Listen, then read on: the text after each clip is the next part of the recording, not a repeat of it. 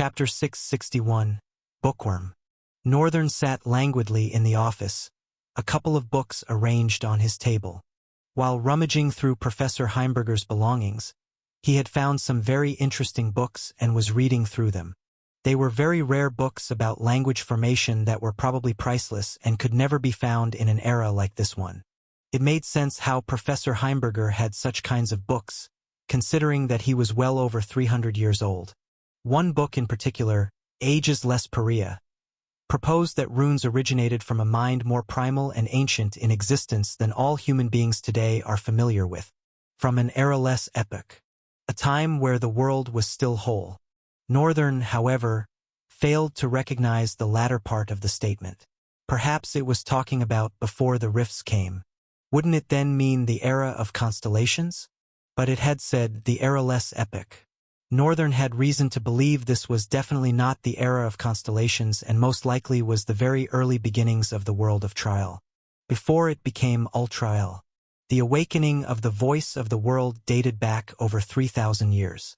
Northern did not know yet how far the era of constellations was, or if Ul's voice had awakened in that era. Which was why he still planned to go back to the first floor to study those artifacts of history. There should not be an issue as long as he got permission from the head librarian. The main issue was getting access to the part of the library that could not be seen. For now, though, other things demanded his attention. He had left a clone at his dormitory to live his daily life, which included communicating with Aster. The link between him and his clones had grown immensely clearer and stronger since his evolution to a sage and couldn't even be limited by distance anymore. In the early stages, the link was disturbed by distance, so Northern avoided sending the clone far away and used them mainly as aid to get stronger during battle. But as a sage, he could place them a kilometer away and still vividly feel the link. This meant Northern could easily see and hear the things his clone heard when he focused on it. He was also well assured that the clone would keep to his instructions to not speak to anyone except Aster. And whenever Aster came around, he got alerted by a slight tinge of the invisible link strings. The clone was responsible for his everyday movement between the forge and his dormitory, while interacting with as few people as possible. While Northern, for the past 3 days, had been cooped up in his new compartment, frequenting between the first floor of the library and his office. The library was open and active round the clock, so even at midnight when he wanted to study more, he could casually walk to the first floor to borrow some books. All he had to do was sign and write his name down with the floor librarian. Over the past few days, Northern, because of how much he had frequented the place, had become somewhat familiar with the librarian. The man also recommended some magnificent books of history to Northern that were very helpful. On the third day now, after studying the books around Heimberger's office and the first floor of the library, Northern had precise knowledge about the eras of the world of trial. It was quite an interesting development that made him grin as he closed his most recent book. Because history was another thing he was very much interested in aside from engineering. Talking about engineering, Northern was also making a recent transfer plan with Aster through his clone. After seeing how he was able to grasp blacksmithing in weeks, he had restructured his mindset. Before, he thought he was going to know all about blacksmithing in 2 years. He never expected to be able to do it in just 3 weeks. Chaos Eyes and his constantly adapting body had the most to do with it. Moreover, this kind of thing was Northern's forte from his past life. He might not have started life as the best socially smart and intelligent guy, but he was very smart and brilliant. He was diligent in his studies and his love for reading could not be overemphasized. In fact, having stayed here for the past 3 days, he was already feeling his old self creeping back. All he wanted to do was lock the doors, keep ordering takeouts with his money, and read more and more. But sadly, he couldn't choose that kind of life. Not in a world like Trial. Or at the very least, not yet. Which was also why he had made the decision to not just learn blacksmithing, but everything that sat under craftsmanship. His next focus was artificing. He slapped his hand on the closed book and stood up, stretching his hands and muscles all the way up with a strained groan escaping his mouth. Northern then stacked 6 big books on each other and carried them in his hands like a baby. Jessie silently watched, her eyes longing, suppressing her hands and feet from wanting to collect the books from him. She couldn't help since she couldn't be seen, but she hated having to just stand there and watch him do all the work. Northern from under his arm grew a rigid blackish tendril that clasped at the doorknob and pulled it before going back into his body like it never appeared. For the rest of the door, he used his legs to widen the space, as to prevent onlookers from sighting anything suspicious. 3 offices adorned the wall on his right, while the left was the glass wall of the library. Outside could be seen clearly, but anyone looking from outside would only see their own reflections. "You again. When do you plan to go to school?" The occupant of the 3rd and last office on the hallway said to Northern as he happened to come out as the boy with a pile of books walked in front of his office. Faking a smile, Northern lowered his head a little bit to greet the man but did not bother to stop. He walked away without responding. The man, however, stood frozen. He blinked, confused. Never in his life had he been insulted in such a manner. "Should I have minded my business?" he thought to himself as he locked his office door and walked away. Chapter 662. The Seuss Librarian. Northern stopped in front of the librarian's familiar face and dropped the books on his wide table. The man adjusted his glasses with a slight push of his index finger and looked up at Northern with a warm smile, dropping his quill pen as he dragged the books closer for inspection. "You enjoyed my recommendations?" "Ah, yes. They were very helpful." Northern waited, a blithe expression on his face as he watched the man check the books he had borrowed against the written records and mark them returned. The librarian's voice came again as he did his work. "It is quite rare to find a student much interested in history, let alone a student of the non-combative school. You seem to be an amazing person." Northern smiled softly. "I am an amazing person."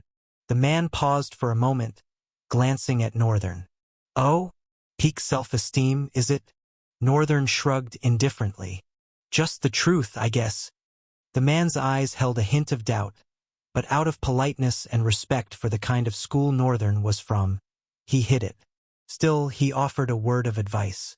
"You should at the very least learn to be humble enough to accept compliments, especially considering that there are many here that can be quite—" He cleared his throat, looking around. "Arrogant." Northern looked around. Every corner and space of the library was brimming with students in white uniforms. He sort of understood what the man was insinuating, but it was nonsensical. The man did not know him and had a thinking capability too limited to understand what he meant when he said it is just the truth. It really is just the truth. Although he still had a long way to go before he sat at the pinnacle of the world, but for 16, 17, 18, and 19-year-old academy kids, he was peak. The man finally finished with the last book and looked at Northern longer, his gaze drilling further beyond the enchanting blue eyes they met. Northern lowered his brows into a small, discomforting frown. The man withdrew his prolonged gaze and tapped on the books he just marked. "You can return them to the shelves you picked them from." Northern nodded and slowly packed the books. The librarian's voice, however, came again, this time more politely and calm. "So, how do you know Professor Heimberger?" Northern raised a brow, unsure what the librarian was getting at. He slowly rose with the books in his hand before responding. "I don't exactly know him. Someone referred me to him through a letter." "Oh? That's cool," the man said shortly, looking away for a moment. His eyes seemed to restlessly survey around, hands tapping on the table in a soft, chilling rhythm. Northern looked at the librarian with a strange expression rising on his face. "Is everything okay, Mr. Francisco?" "Oh, sure. Everything is perfectly fine. I just have anxiety disorder, so sometimes I tend to make a lot of noises." Ah. Northern slowly nodded. He had noticed it in the few times he had come to visit the librarian. Mr. Francisco's hands rarely found peace in stillness. They were always busy. If his hands were not, his legs would be, or he was making weird beatbox sounds with his mouth. Although silent most times, Northern had seen him lose track of how loud he was a couple of times. It was none of his business, though. "All right then. I will take my leave." He turned away and was about to take a step when the man's voice came again. Lael. Northern dropped a tired sigh and slowly turned around. What is it, Mr. Francisco? His voice tinged with a little bit of frustration. Actually, the man started with a down tone. I was wondering, would you mind telling me who recommended you? Northern squinted one eye at the man, looking at him with a dubious expression. Why would I tell you that, Mr. Francisco? If you love the professor so much, why don't you just go to his office?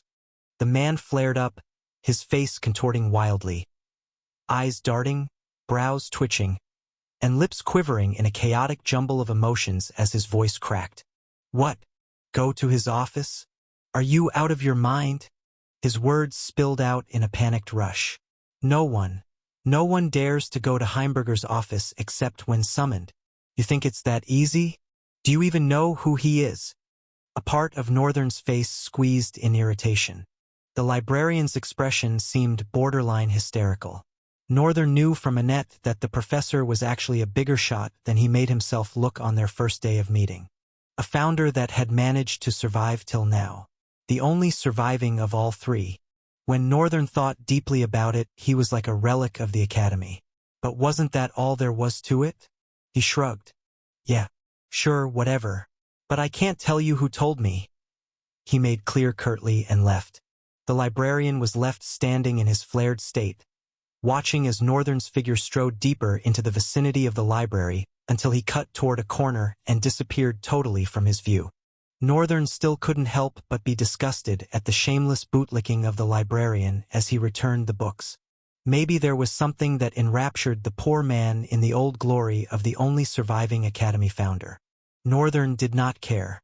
The only part of Professor Heimberger's existence that he cared about was if he knew about the dungeon's existence, and maybe how he was still alive despite being just a human.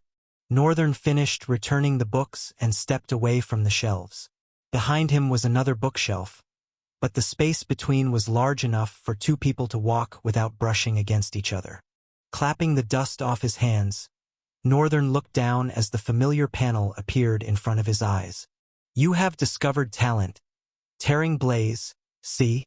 Do you want to copy talents for 400 talent fragments? Chapter 663. Subtle preparations to venture into the dungeon. This situation was not exactly as exciting as one would expect. In fact, over the past couple of days, Northern had gotten used to seeing several talents like that pop up. Northern, with an interesting look on his face, decided to study deeper. Upon looking in the direction of the boy that stood opposite him, a part of his bone tearing out of his skin and extending to grab a book, more information appeared before his eyes. Profile. Name. Isher Blaze. True name. Fragmented Flame. Attributes. Son of the Blaze. Soul rank. Nomad. Soul core saturation. Mid. Talent. Tearing Blaze. Talent class. C. Talent ability.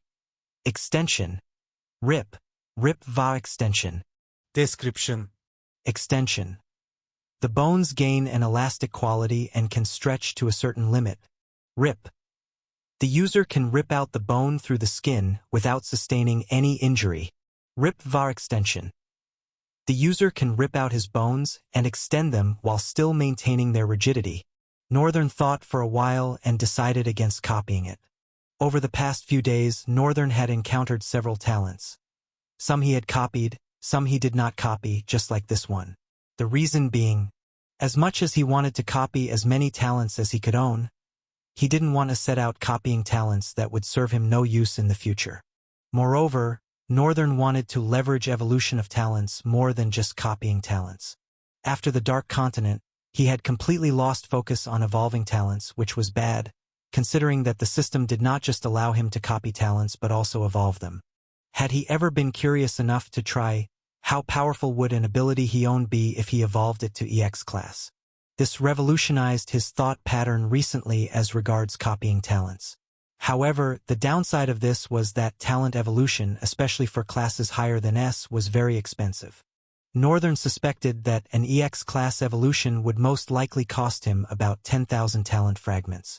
Now, this was unaccounting for the soul rank of the talent's original owner. For a B.S. class, the additional talent fragments on evolution was still affordable, but he was sure that higher classes would break his neck.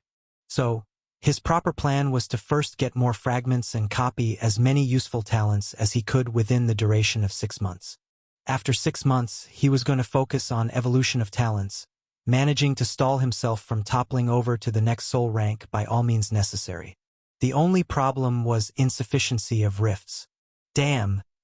I hate to say I missed the Dark Continent for this at least. Northern was slowly beginning to understand the reason why drifters in the Central Plains were relatively weak. However, a solution to his problem existed. In fact, that was the next phase of his plan he was getting into, exploring the dungeons below the Academy. Now that he had studied a little of the Academy's early days and the world in general, he was equipped with a satisfying level of knowledge of the world he was living in. What he wanted to do next was focus on harvesting talents. It just so happened that a dude from over 300 years ago had created an avenue for that to happen. Although Northern did not yet know the states of the rifts in those dungeons. The one thing he was sure about was that the place was teeming with monsters, according to Black Mamba's report. But he wasn't going to be venturing into it alone. Neither was he going to be staying there for long. His plan was to enter it with Jesai, Linus, and his 2 subordinates, give the drifters some chances to grow, while he also investigated how deeply the dungeon went and how powerful the monsters there were.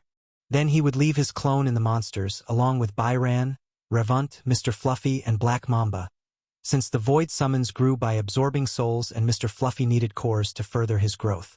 The beast was now a devil-level monster and had gained a transformation form. Northern wanted him to become an apex monster. He had a very subtle but precise foresight of what Mr. Fluffy could turn out to be. He had, after all, seen a certain future of the beast. Every one of his summons presently, he had a plan for and was going to take it one after the other. The only thing he needed the dungeon for himself was talent fragments farming. Northern preferred to fight real calamity rifts than improvised ones. Besides, he would be too busy with the Star Chasers and the coming Milwa Festival anyway. It was high time he started to gain passive income. Moreover, he was keen on the 10 plagues these days. He had also tried to search the library for information on rifts, particularly those kinds of rifts, but found nothing. Absolutely nothing. It made him even more sure that not all the records of knowledge were being kept in the library. Although he was still going to check upper floors, he had every reason to suspect that the library had an underground floor. Northern casually walked out of the library. 3 days after walking in, he squared his shoulders and took every step with screaming confidence. People, however, still stared at him with disgust on their faces. In fact, right now, it seemed intensified more than before. The office had a nice bathroom, so he didn't also have to worry about how he smelled. All those minute things like his neatly groomed, even though slightly tousled hair, smooth and flawless pale face, and his dark but lovely eyes, all came together to plunge his confidence level to the heavens. Of course, his level of strength and confidence that this school was beneath him also reflected in every stride he took. Perhaps he was too proud and someone would wreck the height of his pride and shatter it. Who knew? But who would dare? Northern suddenly, in the middle of the walkway, paused, a small frown creasing his forehead. He lowered his head, slightly trembling. What is this? How can it be? His eyes widened, trembling. A moment later, a small grin crept onto his face, with a menacing glow in his eyes. Chapter 664. Night Terror's Dilemma. Aster, after the day's work at the workshop, was casually walking up when 2 men donned in black uniforms approached him. The black uniform was nothing like he was used to. First of all, the contrast of the blackness of their uniform was deeper and richer in comparison to the ones he knew. In addition, gold buttons and edge linens tailored the ensemble as a very unique and outstanding wear. Not to speak of the faces. As Aster saw them coming, he stopped in his tracks, staggering backward. How? His mind trembled. Why would the disciplinary committee come all the way to the non-combative school? This had never happened before. It was why Aster had calmed down. He thought he was safe and no harm could befall him, as long as he did not go to the underground location or to the combative school. He never expected them to come all the way here. Seeing him stagger back, the two of them picked up their pace. Immediately Aster ran, cutting across a corner so he could use a shortcut to run towards the blacksmith workshop. Why was he running towards there? Even he did not know. His actions had been too instinctive for him to answer. Despite Schneider's size, his speed was astonishing. Once he saw Aster run, he darted across the distance, power carrying his steps without losing his grit for speed. He entered the corner almost as quickly as Aster did, despite being far away, and swung his massive hand to smash the poor guy's head to the wall, but suddenly redirected his hand. Not wasting a millisecond, he leaped backward before even daring to fully grasp what was happening before him. All his reactions had been as a result of a polished sense of perception. In the fraction of a second as his hand was about to connect to Aster's head, he suddenly felt his skin crawl with the cold tendrils of fear. Something reached out towards him from the shadow beneath. He didn't see it and dared not bother to try. Instead, he trusted his instincts to save himself from the situation before setting his eyes upon the abomination. Even though they probably did not look like it, these kids, especially the disciplinary committee, were rugged, battle-built warriors. They might not be as powerful as drifters from the Dark Continent, but that didn't mean they fell too far back either. A tensed frown appeared on Schneider's face as he now saw what was standing in front of Aster.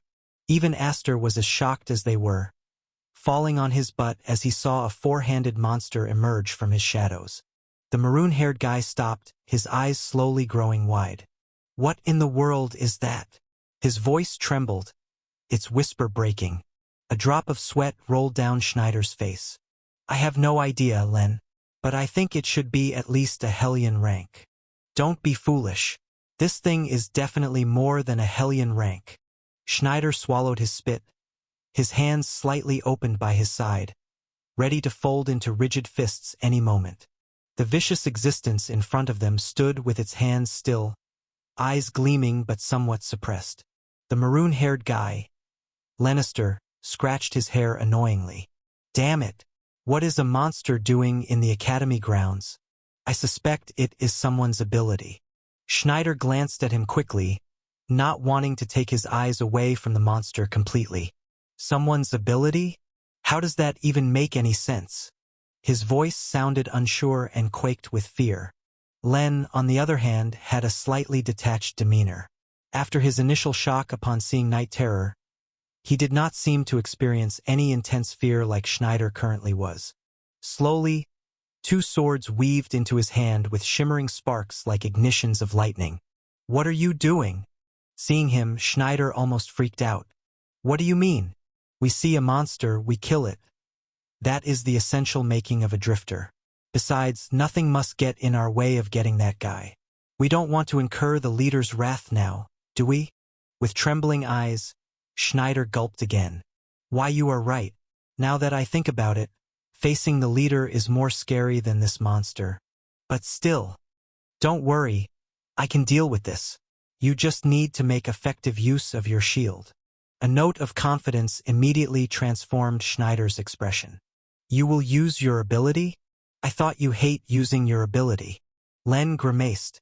"I don't exactly look like I have a choice here. Should he come out, don't think about confronting him. There are only two people that can deal with that guy, the leader and the council president. Don't you get cocky." "Don't worry. I have learned my lesson once already," Schneider replied. He clenched his strong hands. The fear in his eyes had completely vanished. Instead, an ignition of stony resolve rose in the depth of his eyes. Night Terror all the while stood still, standing between Aster, who was trembling on the ground but still trying to crawl backwards, and the two members of the committee. Immediately Schneider clenched his fist. The light in Night Terror's eyes went aglow with a malevolent intensity. He was never to attack the students unless they attacked. He was never to also harm or kill the students. This was Northern's instruction when he sent him to be on guard around Aster. Night Terror immediately recognized the ignition of Schneider's resolve as a will to attack. Even though the monster's form only changed slightly, it did not attack, until the big guy lunged himself at it. Night Terror raised two arms to intercept Schneider's massive punch, the impact reverberating through the corner with a chilling, bone-breaking crack. The devil staggered 2 steps back, forced to yield to the sheer power of the big man's blow. A wide grin laced Schneider's lips. "Don't underestimate me. I am a master despite being a student, and this guy here." Schneider shot a quick glance over his shoulder at Len, who was already in motion, sprinting along the wall with fluid precision before launching himself into the air. Even I have no idea how he is able to become a savant at the age of 18. Night Terror's 4 eyes narrowed into vicious slits as Len descended, his sword twirling in a fevered blur. The devil met the onslaught with a growl, all 4 arms snapping upward to intercept the strike. The blade clashed against his near-impenetrable, stone-like skin, sparks erupting from the impact as the force reverberated through the air. As Len dropped into a crouch, a single word slipped from his lips in a low, deliberate mutter. "Reversal." In the nick of that moment, as Night Terror's arms recoiled from its block, a sudden, sharp strike tore across the devil's arms. Thin lines of blood erupted instantly, spilling in a swift, gory spray. Chapter 665. The Broken Boy. Night Terror's eyes narrowed as blackish ichor slicked down his skin, almost adorning it in a manner of sinister beauty. Even though his senses were now instantly heightened and wary of the kids before him, he couldn't attack. His master's orders were paramount. Night Terror's eyes for a moment gleamed with a feral bloodthirst, but in a jiffy, the vicious monster suppressed and killed the wickedness in his eyes. The boys, however, did not care.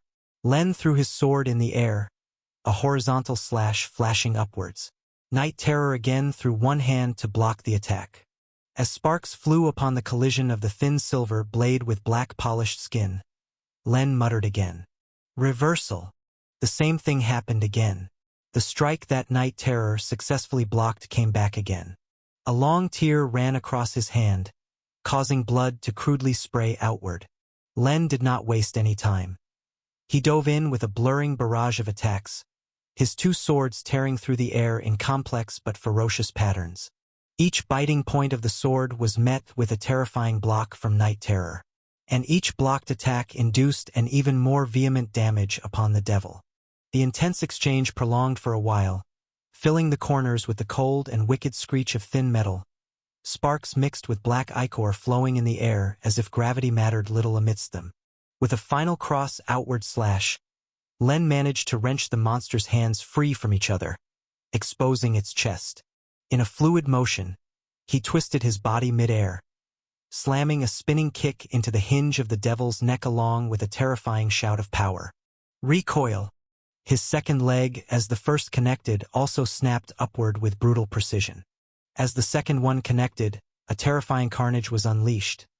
Blood splurged out of both points of connection, as if the strikes had gained the impact force of a mountain and ripped out of the monster's skin instead of into the monster's skin. Night Terror lost his balance, staggering to the side as a fountain of blood spilled from his neck and jaw. Schneider watched from behind, his eyes glittering with intense reverie and mind singing praises of this priceless sight. Amazing! Len is really amazing. Lannister was a prodigy of the Staam clan. They were a clan that merged with the Verulania kingdom and became a dukedom. Their strength was so frightening that when they became a part of Verulania kingdom, they were immediately granted status as one of the highest noble houses. The Staam clan's uniqueness of talent branched into the ability to manipulate force and redirect it, which made them a headache to deal with amongst renowned drifters of the world. Even though their patriarch was a sage, several patriarchs who were paragons always stayed cautious of him, Lannister's father. Schneider's thoughts were interrupted as the devil before them released a low growl. A corner of Len's mouth curled into a sly smirk.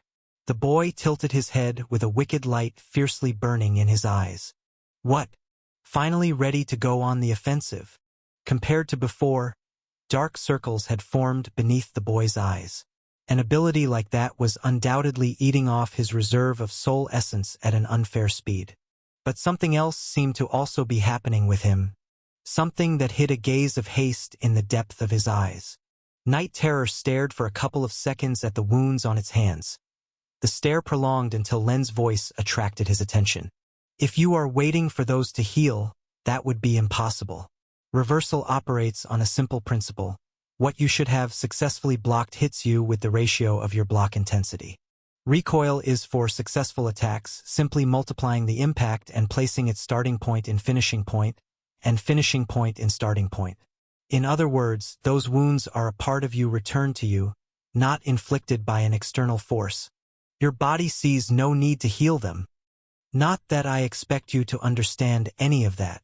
Despite saying that, Len could not shake off that feeling of conversing with a being that could very well understand him. Night Terror, despite his feral look, reflected a deep and strange intelligence in his eyes. This was very confusing for Len. He had never come across such a feeling. Felt wrong and unsettling. Discarding all he was feeling, lines formed over his facial features as a morose frown settled upon his face like dark clouds before a heavy rain. He slowly raised both swords, extending one fully forward and folding his hand to make the other fall short in length. His eyes became more gloomy by the passing second. His former calm and brilliant demeanor was slowly dissipating, replaced by a depressed and melancholic face. You know, you have a lot of power. So far so good. I have only been returning 1/3 of your block intensity, and yet it's terrifying. I wonder what happens if I unleash all your accumulated block power on you. Even his voice had changed, dragging as if talking was one hell of a hassle. Oh crap! Schneider exclaimed from behind as he heard the voice. He put his hands over his head and took a cautious step backward before calling. Len? You bastard, who is Len? This is Nell, you idiot. Even his words were coated with depravity and a stark contrast to how polite and calm the usual Len was. Adam. Schneider staggered backward, cursing beneath his breath. Even though he hasn't used his abilities past 5 minutes, his alter ego is already breaking out. This means having to deal with such a monster is taking more toll on him than usual. Damn. I have to get the leader before this fight finishes. Staggering further back, Schneider turned and ran out of the corner. Meanwhile, a chilling atmosphere settled between Night Terror and Lannister. The devil now had a cold and dangerous crimson light blazing softly in his eyes. Nell did not look like he cared. A sadistic grin slowly crept up his face as he licked his lips. At least the bastard left me with a good meal this time. Nell's eyes snapped open, wide with alarm. He tilted his head sharply and whipped his sword across his shoulder in a desperate defense. But he was too slow. A sudden, biting force slashed through the edge of his shoulder, and crimson spattered like paint flung from a careless hand. Pain exploded through him. His fingers trembled against the hilt of his sword as his knees nearly buckled under the force of the blow. He hadn't even seen the strike. A stunned gasp caught in his throat, his mind racing to piece together what had just happened. The gash throbbed, hot and wet, as blood trickled down his arm in a steady stream. Nell's eyes gleamed with a twisted joy as he whispered, "Return." In an instant, the impossible happened. A massive chunk of Night Terror's right side, along with both arms, exploded outward in a grotesque spray of gore. Chapter 666. The Broken Boy Meets the Soul Breaker. You have discovered talent. Full impact. SSS. Do you want to copy talent for 5,000 talent fragments? A vicious smile spread across Northern's lips. What? How is this possible? A vibration ran through his body. The void reacted to something. A heavy frown fell on Northern's face. What? Not sure what was going on, he hastened his steps. Your void summon Night Terror has gained terrific damage. Do you want to recall Night Terror into the bosom of the Void Palace for him to heal, or permit him to continue the fight? Northern froze. His mouth twitched as he slowly brought his trembling hands to cover them in cold shock. Night Terror had gained such serious damage that the system was advising him to be recalled to the embrace of the Void Palace for recovery. Since the history of gaining him even as a soul summon, this had never happened. In the dark continent that was teeming with vicious and ferocious beings, Night Terror had faced countless formidable opponents. Even during their most desperate battles, he had never sustained enough damage to warrant a recall warning. not to talk of a school of lazy, spoiled younglings. He was well aware that he had passed an instruction for Night Terror not to attack until it was deemed necessary. A small frown creased Northern's face. "Something is wrong," he muttered, hastening his steps as he strode forward. All of a sudden, his form suddenly blurred and vanished. Not many people had enough blessedness of special sight to see his movement. All they knew was he was there and he wasn't. Northern's body had adapted terrifyingly to the concept of speed. When his speed talent was first taken, it left him utterly displeased. He couldn't help but think of the potential the ability had to offer upon evolution. But after several discoveries of the strange concept his body took to speed, he didn't feel bad anymore. To put it simply, Northern's body would never stop getting faster. As simple as that sounded, it was very complex. When he was running in the rift with Ryan, he was sure he could still be seen, even though he left a trail of light and his form was almost imperceptible. At the end of the day, it was only almost. However, since that time, especially with the influence of his battles with Byran, his body had taken its speed to another whole level entirely. Northern could casually run past and not even the wind would notice. Of course, there was that burst of speed where he needed the wind to serve as a propeller. But his body's approach to speed was different, silent, swift, and now imperceptible. Only people with special eyes like his chaos eyes could see him move. Northern finally appeared, stopped in the corner. His figure was as if a blur was being sharpened into reality. Northern stood silently for a couple of seconds, watching the boy's back before moving his gaze towards Night Terror, who had a large part of his side missing, along with his arms. The monster stood with the ruby glow in his eyes dimming.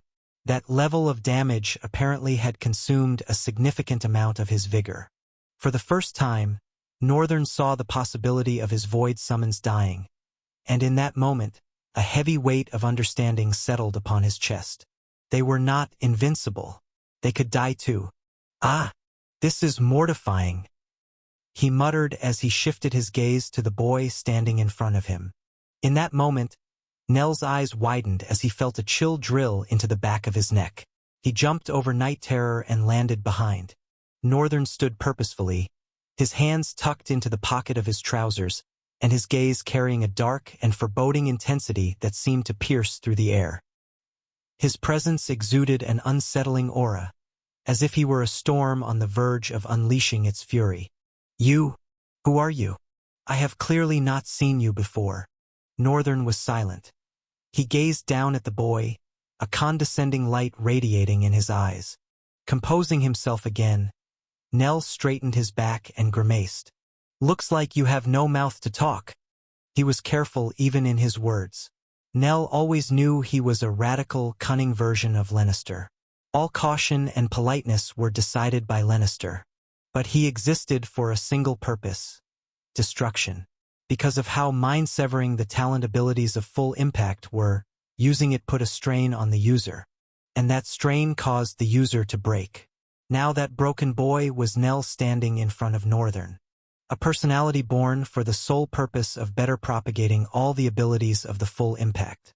He was a much more terrifying and stronger version than Len. So why was a person like him hesitant to speak the rude thoughts in his mind? Why was he cautious of the ordinary-looking guy that stood before him with a regal presence? Nell suddenly slapped his head. He slapped it again and slapped it over and over again until he had slapped himself so hard that a crimson droplet streamed down from beneath his maroon hair. Then he stopped and looked at Northern, who stood beyond Night Terror. "Return, Night Terror." Just as Northern commanded, the quiddity of void slowly dissipated into the shadows and vanished like smoke. Nell's eyes narrowed. "You owned that thing." A small grin slowly crept up his face. "It is more satisfying laying you to waste than him." He leaned forward, sticking out his tongue with an almost reddish blush painting his face. "Entertain me, will you?" he said before vanishing, lunging toward Northern with blistering speed. Northern extended his hand, as if he casually wanted to reach for a coming insect in the air and crush it with a clench of his hand. But Nell froze mid-charge. A sharp chill seized his spine as instinct overtook reason. His feet skidded against the ground, his momentum faltering into a desperate, clumsy retreat. He staggered backward, his body jolting with uncoordinated haste, not caring if he twisted an ankle or shattered his leg. His mind screamed a single command: avoid that hand at all costs. Nell's breath hitched, panic rising like bile, as he barely managed to regain his balance. His wide eyes locked on Northern's outstretched fingers. What is that? What did I feel just now? He found it difficult to comprehend what had just happened to him. Chapter 667. Northern's Warning. A small pale smile appeared on Northern's lips. Despite your arrogant front, you have well-polished instincts, something that could not have been gained without dancing at the edge of death every second. The smile on his lips slowly transitioned into a grin. So, I take it that you know what it means to die? Northern's cold voice caused tingling tendrils of fear to curl around Nell, shuddering his entire being. Nell was a personality created by the strain put on the brain, a personality created to propagate the true potential of a talent without emotional limitations. Storing impacts of strikes was not easy. It required a durable mind, else the impact would take its toll on Len's mind before he could return it. But Len was strong. In fact, he surpassed his family's expectations. He was able to handle the ability for an extensive duration. This caused him to be favored and even be named heir. He was the strongest after his father. However, because of how mentally strong he was, his mind began to tear apart from the strain of his talent abilities. The impacts were dealt onto his head. He was just strong enough to endure it. However, consistently enduring it while drowning in constant pain and an insufferable passion to become stronger, a version of himself that he wished for became reality from the strain. When the strain of using his ability rose, Len slowly changed along with it. He noticed this after his first Milwa festival. As the strain rose, so did a new personality, something he had no control over. A different being. An alter ego. And every time this being became reality, Len was incapable of remembering anything, while he also could not remember anything of Len, except their childhood memories that they both shared. As time went on, with frequent combats here and there, the personality surfaced time and time again, proving himself to be a menace in the academy. Defeatable only by 2 people. Sadly, it was about to turn 3. Nell responded to none of Northern's words, unable to stop staring with a trembling and frozen expression, pearls of sweat stagnant over his face. Northern placed his hands behind his back and began to move closer, his voice coming out like massive, unstoppable cracks striking the heart of an iceberg. Let me get something straight. Even with the amazing ability you have, you would never be able to defeat Night Terror. He paused and glanced down at Aster, who had been there the whole time, watching with a terrible expression on his face. He had tried to run away earlier before Northern came, but his legs failed him. When Northern came, he was glad and happy, until that moment Northern stretched out his hand. It was so casual, but at the same time, his heart dropped tremendously, and the next second began to beat so fast he felt he would die from how rapidly it was racing. Northern's reach was like a different kind of darkness, something primitive and dangerous. It was terrifying and frustrating that he could not make out what it really was. Northern's gaze slid back to Nell, who stood tense, every muscle coiled with vigilance. Nell's eyes locked onto him, frozen and trembling with palpable fear. The only reason why you were able to defeat Night Terror was because I instructed him not to harm any student unless absolutely necessary, and even when it is, he must not injure them enough to threaten their life. Northern stopped a few meters in front of Nell, standing where puddles of Night Terror's blood had formed. He glanced at the graze of the wound on his shoulders. You thought you were able to dodge that attack? Nell's eyes skidded over to his shoulders for a moment before quickly returning to Northern. It was a strike that was never meant to hurt you from the beginning. Northern raised his head. There's no way a brat like you would defeat my first summon. Northern's tone dripped with contempt. Night Terror and he had a long history. In fact, he felt like Night Terror was stronger or at the very least had tremendous potential to be his strongest summon. The monster had a terrifying affinity for combat and was still in his phase of growth. Even though Night Terror had never met an enemy that would render him inactive. Northern bit down on his inner lips in regret that he had given him such a command. He wished he had not, but also it was good that he did, else a core member of the disciplinary committee would be dead. Now, he didn't think that was one trouble he would be able to avoid dealing with, both with the academy and the boys' family, whoever they were. Nonetheless, despite it being a handicap, the thought that Night Terror got done in by a broken brat like this made Northern feel bitter and hurt. I should make him stronger, focus more on his growth. What he wanted was, whether or not it was a handicap, he didn't want that to matter. What he wanted was for Night Terror to stand at the peak of whatever situation that battle entailed. There were no excuses for failure. The strong simply win. That was his will. He clicked his tongue and glared down at the boy. Get out of my sight before I change my mind. Northern hissed, his words dripping with venom. Nell, with trembling legs, slowly staggered backward. He turned and walked forward, only to stop in front. Northern frowned whimsically, a menacing gleam rising in his eyes.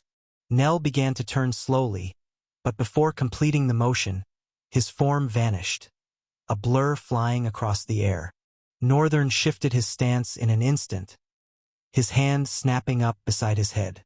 The impact came a heartbeat later. Nell's foot slammed against his palm, the force rippling through the air with a crack that echoed like thunder, shaking the tension around them. The broken boy's grin stretched wide, mischief flickering in his eyes as he shouted, "Recoil!" But before the word had fully left his lips, his body jerked violently backward, as if struck by an invisible force. His grin twisted into shock, his limbs flailing as the momentum slammed him into the ground. Chapter 668. What next? Recoil! Nell shouted as his feet connected with Northern's palm. To his shock, however, his body jerked violently, thrown away as if struck by an invisible force. His grin twisted into an expression of shock, his limbs flailing as the momentum slammed him into the ground. He was sure the hit had been delivered. The recoil happened, but it felt like it had occurred with the air instead, causing the impact to affect him and throw him away. He staggered to his feet, legs trembling, only to double over as a thick spurt of blood spilled from his lips. Wiping it away with a rough swipe, he smeared crimson streaks across his nose. Slowly, he lifted his head, locking his bloodshot eyes onto Northern, defiance glinting through the pain. Northern smiled with fulfillment. "Are you surprised? Why did your attack not work on me?" He grimaced the next second. "Guess what? I don't feel like saying." Northern's legs struck Nell's face with brutal force, the impact reverberating through his skull. In that instant, Northern's voice rang out, cold and unyielding. Combined effect, reversal and echo. Pain exploded through Nell's body, sharp and unrelenting, as the kick sent him hurtling through the air. His vision blurred, the world spinning as he was launched like a rag doll. He tried to immediately stand, but suddenly the world blanked out. He fell back to his knees and collapsed unconscious. Northern stared with a little worry rising on his face. Did I do too much? Echo and reversal actually shared a certain nature with each other. After copying the talent, he had figured out how it worked. Reversal immediately stored impact and released it. However, it was possible for Northern to determine how much of it was released, while Echo multiplied damages on a target. Of course, when the broken boy had struck Northern, what he had really struck was the void force. The impact of his attack had collided with the air, generating a shockwave that sent him reeling. That was not Northern attacking. However, taking that impact, Northern kicked him, using his reversal ability and applying Echo on it. The result? Nell passed out, which was slightly disappointing for Northern, who thought he'd be able to experiment more with this ability. Having nothing else to settle with the boy, Northern grabbed Aster. A black shadow slithered from beneath him and merged with the shadow of the wall as he walked away. A few minutes later, Schneider's voice pierced the corner. "Here. Come here, leader. He is here." He led the leader into the corner, only to freeze in the next instance. There on the ground was Lannister, lying unconscious. Schneider's eyes widened, his mouth dropping. What? The boy standing next to him, upon seeing Leinster lying cold on the ground, ran towards him and bent down. "Lenny?" he softly called as he shook the poor boy awake. But there was no response. Len was out cold. The boy took a glance at the wound on Len's shoulder, and a dark frown forebodingly settled upon his brows. Who did this? Schneider trembled slightly under the pressure that he exuded. All this happened because we were cleaning off the leftovers of the Starchasers. The boy folded his fist. Looks like we were too lenient with them, leaving them to keep their place as students of this academy. He picked Len up in his arms and stood up. Schneider, summon an emergency meeting with the student council. We are going to file a petition for those criminals to be exterminated from the academy. Northern stared down at the runes of his new talents, very satisfied. Copied talent. Talent. Full impact. Class. SSS. Talent. True. Name. Force of the fall. Description. At a time, the force and the fall existed as a synchronizing part of a larger whole. However, time shattered and lost both in a torrent of chaos. What is lost can never be found again. This is mainly a Mimetachuonian. What a detailed description. Northern wanted to believe that the description he saw on copied talent was something that somehow tied the strings of true name to the talents themselves. Even though talents are copied with their true name, Northern had come to realize over time that he does not own the true name. Indeed, when he evolved the talent, the true name also evolved with it. But it wasn't like the 3 special true names that have been attached to his own since he took them, which prompted Northern to think that descriptions are usually a hint that connect talent to true name. If so, what is achieved when this connection is realized and fortified? He did not know yet. For somebody like him, who had no inherent talent of his own, this reality posed no benefit, except if he wanted to link nameless to formless. However, it was silly and unreasonable. Attributes cannot be linked to true names. They are a part of true names. Northern brushed all those complicated thoughts away from his head. For now, he was content with gaining an ability that would be useful not just in hand-to-hand combat, but in whatever form of combat he decided to use. With full impact and phantom sword, Northern had practically become an unstoppable force. Talent ability. Reversal. Recoil. Return. Nullify. Attributes. Rising impact. Falling impact. Talent progression. 10,000/0. Northern grimaced at the last part of the panel. Just like I thought, they will be difficult to evolve. There was nothing he could do about it in that case. It was better for him to focus on the lower-ranked ones first. There were, after all, a couple of talents on his mind. He finally averted his gaze from the panel and looked at the boy kneeling in front of him, humbly silenced. Aster, with his amazing nature and affinity for words, had somehow not said anything since they got to Northern's room. Instead, the moment both of them entered, he removed himself from Northern and went on his knees until now. Northern wanted to say a lot of things, scold him, because thanks to him, his precious summon was going through serious recovery. Nothing had ever driven Night Terror to such a corner. But what has happened has happened.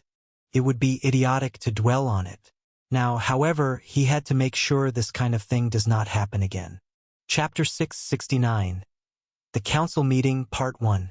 An almost modern architectural masterpiece stood amidst the patchwork of colored grass, making it look, from above, as though the edifice was built upon an intricate weave of colors, more by an artist than an engineer. The building's exterior was a blend of shimmering glass and sleek metallic frames that caught the light and reflected the Academy's grandeur. Tall, angular spires reached skyward, with a constellation symbol of what looked like a lion's head adorned with a halo, etched across the central glass facade, marking it as a beacon of leadership and student authority. Inside, the aesthetic shifted to a blend of minimalism and sophistication. Smooth marble floors, soft soul essence-charged lighting, and flowing water features created a serene yet powerful atmosphere. Located at the heart of the building was a circular chamber enclosed by semi-transparent, enchanted glass that glowed faintly. Several students in twos and threes were entering the chamber. As they entered, the room's ambience subtly shifted, light patterns swirled on the walls, aligning to each individual's talent or aura, signifying their presence.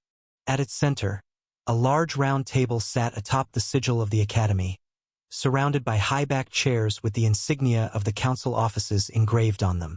Each person settled into their seat and silently awaited the presence of the one with whom the meeting could only start. After a while, the entire round table was filled, except for a single empty seat. Even the familiar face of Schneider was present. He was sitting beside an imposing figure, a yellow-haired boy, his braided hair cascading down to the middle of his back. The braid itself seemed deliberate, almost ceremonial, lending an air of regality to his otherwise sinister presence. His eyes were shut, their slanted shape evoking the cold, predatory gaze of a snake in human form. Even closed, they exuded a silent menace, as if concealing within them 1,000 ways to end a life without getting involved. And to his other side, right, was the man that had accompanied him to the unconscious Len, who happened to still be unconscious even after a day. The leader and chairperson of the disciplinary committee had silver-gray hair tied into a bun. He sat confidently, his sharp, angular features and piercing eyes carrying an air of quiet intensity.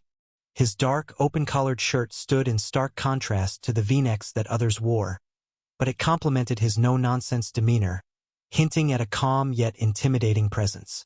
Finally, at long last, the door opened once again and the definition of true regality walked in. She was short, with snow-white hair that reached her shoulders. Her gaze looked almost detached but carried that air of spatial awareness and exuded so much intimidation that legs would tremble just passing next to her. She finally settled into her seat, and the lady that had escorted her all the way bowed her head and went out alone. With that, the door closed and the emergency disciplinary committee and council meeting began. As the meeting commenced, a woman with jet-black, shoulder-length hair framing her face rose from her seat. Her round glasses highlighted her strikingly observant eyes, which swept across the room with measured poise before she began her speech. There was an effortless air about her, a blend of sharp wit, quiet confidence, and intellectual grace. As she spoke, her words flowed with a natural brilliance, each one precise and seamless, captivating everyone seated at the round table. This was the secretary of the student council, Ayuri Myo. After she was done, she bowed her head slightly and returned to her seat. What she had simply done was keep the entire council and members of the disciplinary committee up to speed regarding everything that concerned them both, most especially things that had to do with the Milwa festival. After that, very few, 2 persons, added to what she had said, after which the round table fell silent. A man with tousled auburn hair framing his sharp features rose from his seat, which was beside the white-haired girl who had entered last. His piercing heterochromatic eyes, blue and amber, glinted with a blend of charm and mischief, his posture relaxed yet commanding. A faint, knowing smirk tugged at his lips as he addressed the room. This meeting was petitioned by Tever and the disciplinary committee. I believe it's appropriate to let him take the lead from here, he said, his voice carrying a casual authority. With that, the vice president shifted the focus to Tever, the leader of the disciplinary committee. Tever rose slowly, bowing his head in a gesture of respect. His calm, steady gaze moved across the room, lingering momentarily on each person before he began to speak. A couple of weeks ago, an operation, a cleansing, was put in place for the bully gangs and anti-progressive gatherings that are in the academy. He paused for a moment, his orotund voice carrying an air of heaviness that was almost palpable. And the effect of it was very positive. We were able to clear all their gathering joints and hand them over to the administration for proper punishment. However, I don't think the Academy's administration is doing a proper job considering that most of these people are members of the non-combative school. Oh, cut those guys some slack, a voice said matter-of-factly. Immediately, a small frown creased Tever's face and he turned to the speaker. Do you have something to say, Tristein? Tristein, the red-haired boy with a sharp yet charismatic presence, rose from his seat, hands casually tucked into his pockets. He usually had a warm, teasing demeanor, but right now it was gone, replaced by a frown that darkened his sharp features.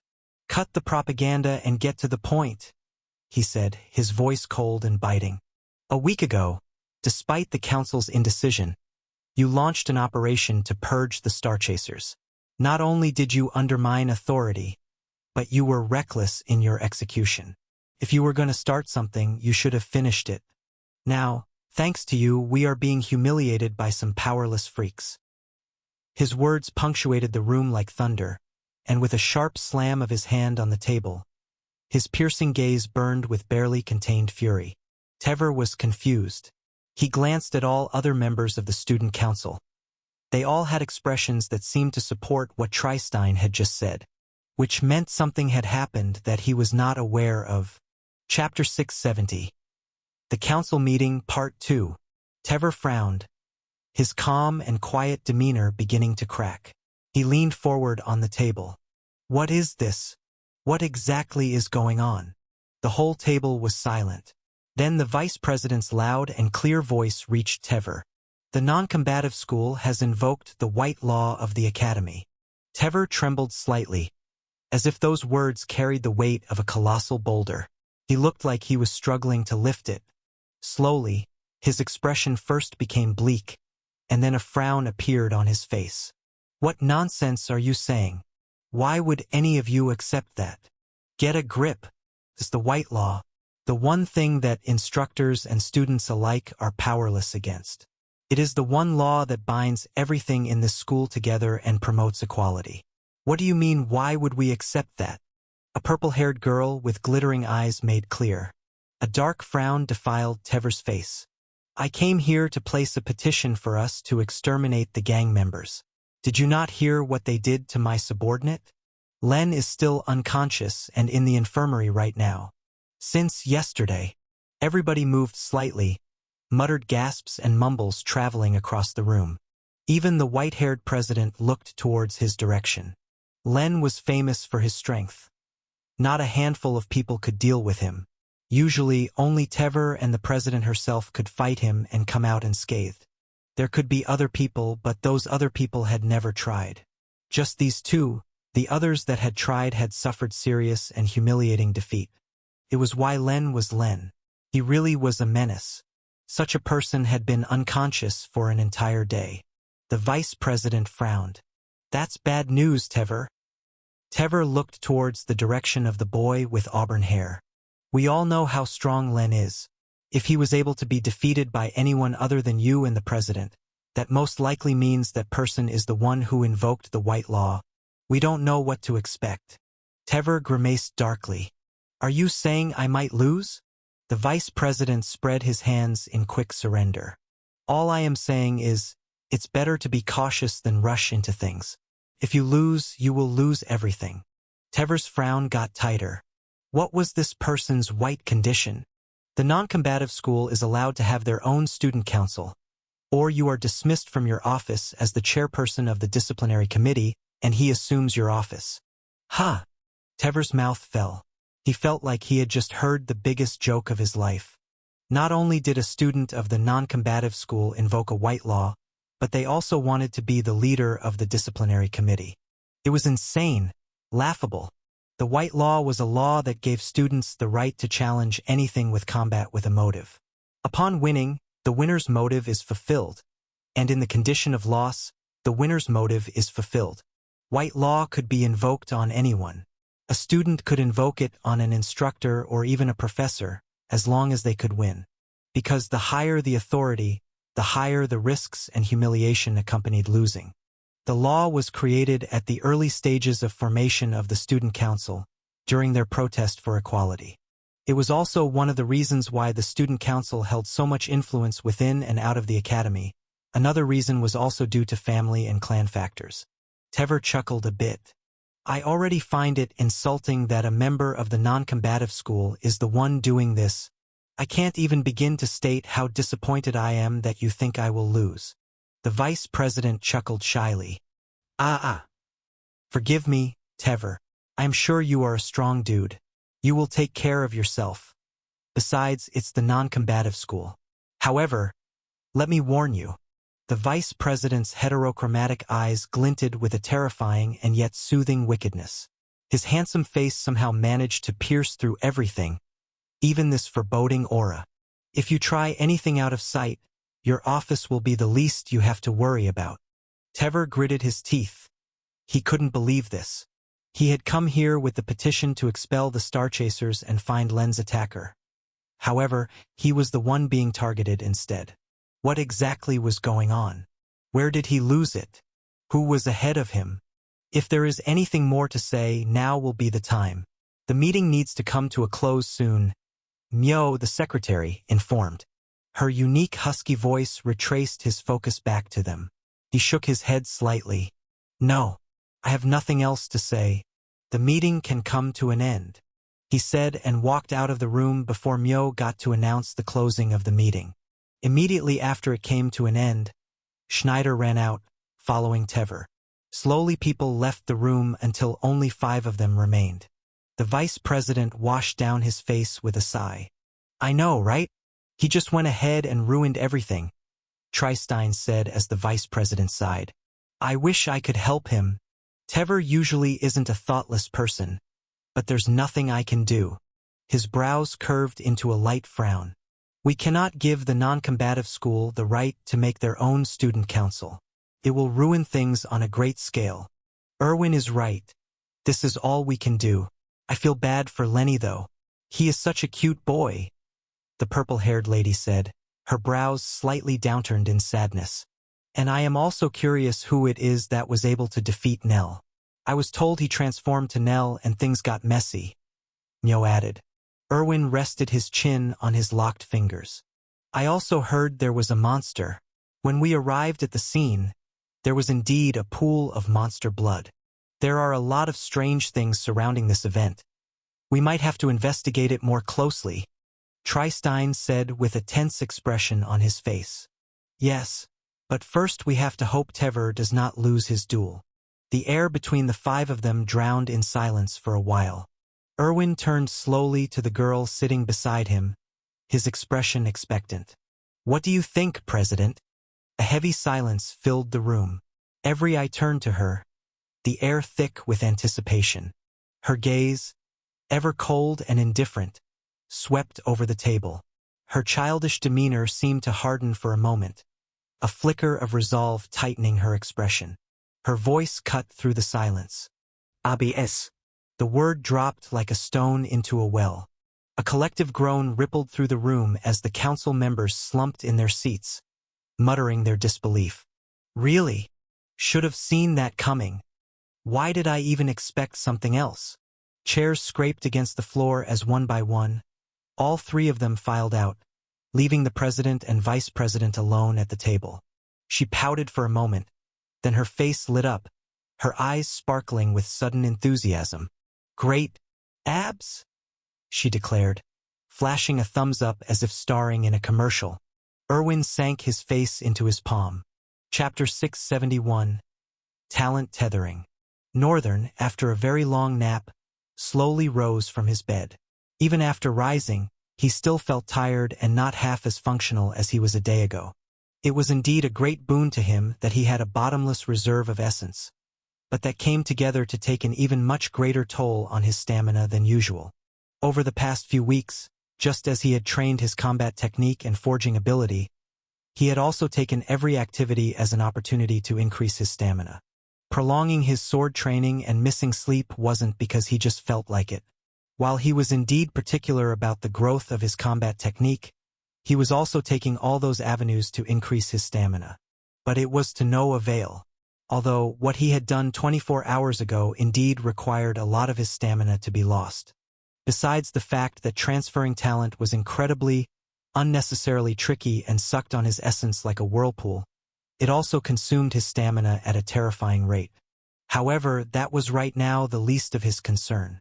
Northern rubbed his temples, feeling the weight of his actions over the past day pressing heavily on him.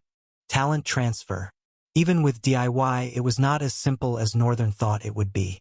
DIY allowed him to combine talents and delete them, This was a definite ability, but because of DY's presence in the system, everything that had to do with talents, both owned and copied, became relatively loose.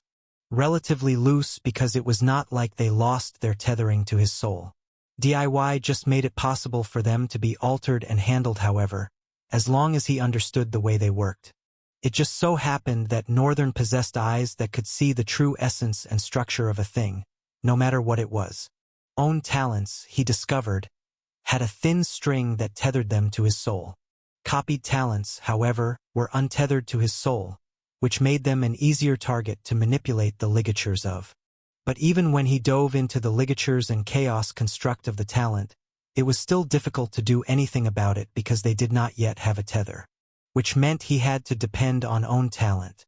But Northern found another way, an artificial thread. After copying Alistran's ability, Mulish Thread, Northern happened to discover some really interesting aspects about the ability. First, it was a string that had the ability to attach to someone and ultimately control their movement. Every other talent ability worked in a way that contributed to this factor. The point for Northern then was it had a string. He needed a string to be able to temporarily connect copied talents to other people. But the threads, although almost invisible, were still physical. They could never do the work Northern needed them to do. Mulish Thread created an essence solidified into physical thread and attached to the body of a target to control them. So, Northern decided to take a gamble and evolve the talent. When he did, his notion was correct. Mulish Thread gained two evolution pathways. The path of the body, the path of the soul. Naturally, Northern had gone for the path of the soul. This led him to uncover new abilities of Mulish Thread. All the mechanics of the talent's abilities were changed from attributing to one's body to the soul. And Northern gained a new talent ability from it, called Core Tether. The ability enabled him to connect immaterial strings of essence to people's soul core. When this was done, he could see all the information regarding their talent. It was pretty useless for any other person, including him, because he already had that ability. However, it wasn't so useless. It was exactly what Northern needed. Northern needed a way to tether to someone's core, and Mulish Thread's new abilities gave it to him. Hence, all he needed to do was manipulate the ligatures of the thread, connect one end to Aster's soul, and connect the other end to the talent which stayed within the premises of his own soul. Which he did. And the end result? Northern had, in fact, used one stone to kill two birds. Of course, this was no coincidence or a happening by mistake. It was something he had thoroughly thought about while he was figuring out a way to go about this. He could have woven the talent ligatures and the threads in such a way that they'd be externally attached to Aster's core but still residing in his soul. That way, the boy would still be able to use the talent like his own without facing any consequences, but he still wouldn't have enough essence to propagate the essence. Besides, Northern did not want that route either. While he was doing this, he had discovered a secret about Aster that he wanted to keep secret.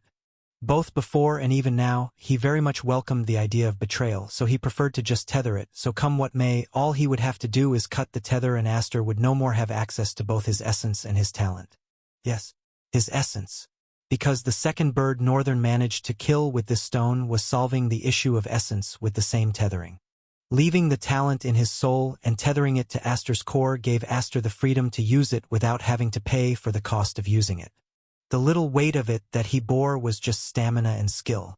The skill fed on Northern's void essence, which also fed on Northern's stamina. In the end, it was like he created too much trouble for himself. But Northern did not mind it. After all, he also had something to gain from this. Starting on a small scale with the disruption of order within the academy. And at large, a destruction large enough to force Ruffsberg out of secluded training. And it just so happened that the right specimen for his plans walked into his hands. Chapter 672, Weighted Words. After all of that was done, to avoid raising unnecessary suspicions in Aster, Northern copied his talent and upgraded it. Then he tethered the copied talent to him. The result was bizarre, leaving Aster's eyes widened in that instance. His mouth slightly opened but words frozen on his tongue by the shock of how powerful his lightning talent had become. Aster's talent permitted the physical generation of lightning like a rod and using it as a weapon by itself. Besides the fact that, in its upgraded version, the boy found himself being able to hold the rod for longer duration, his physical power also felt charged by this lightning rod.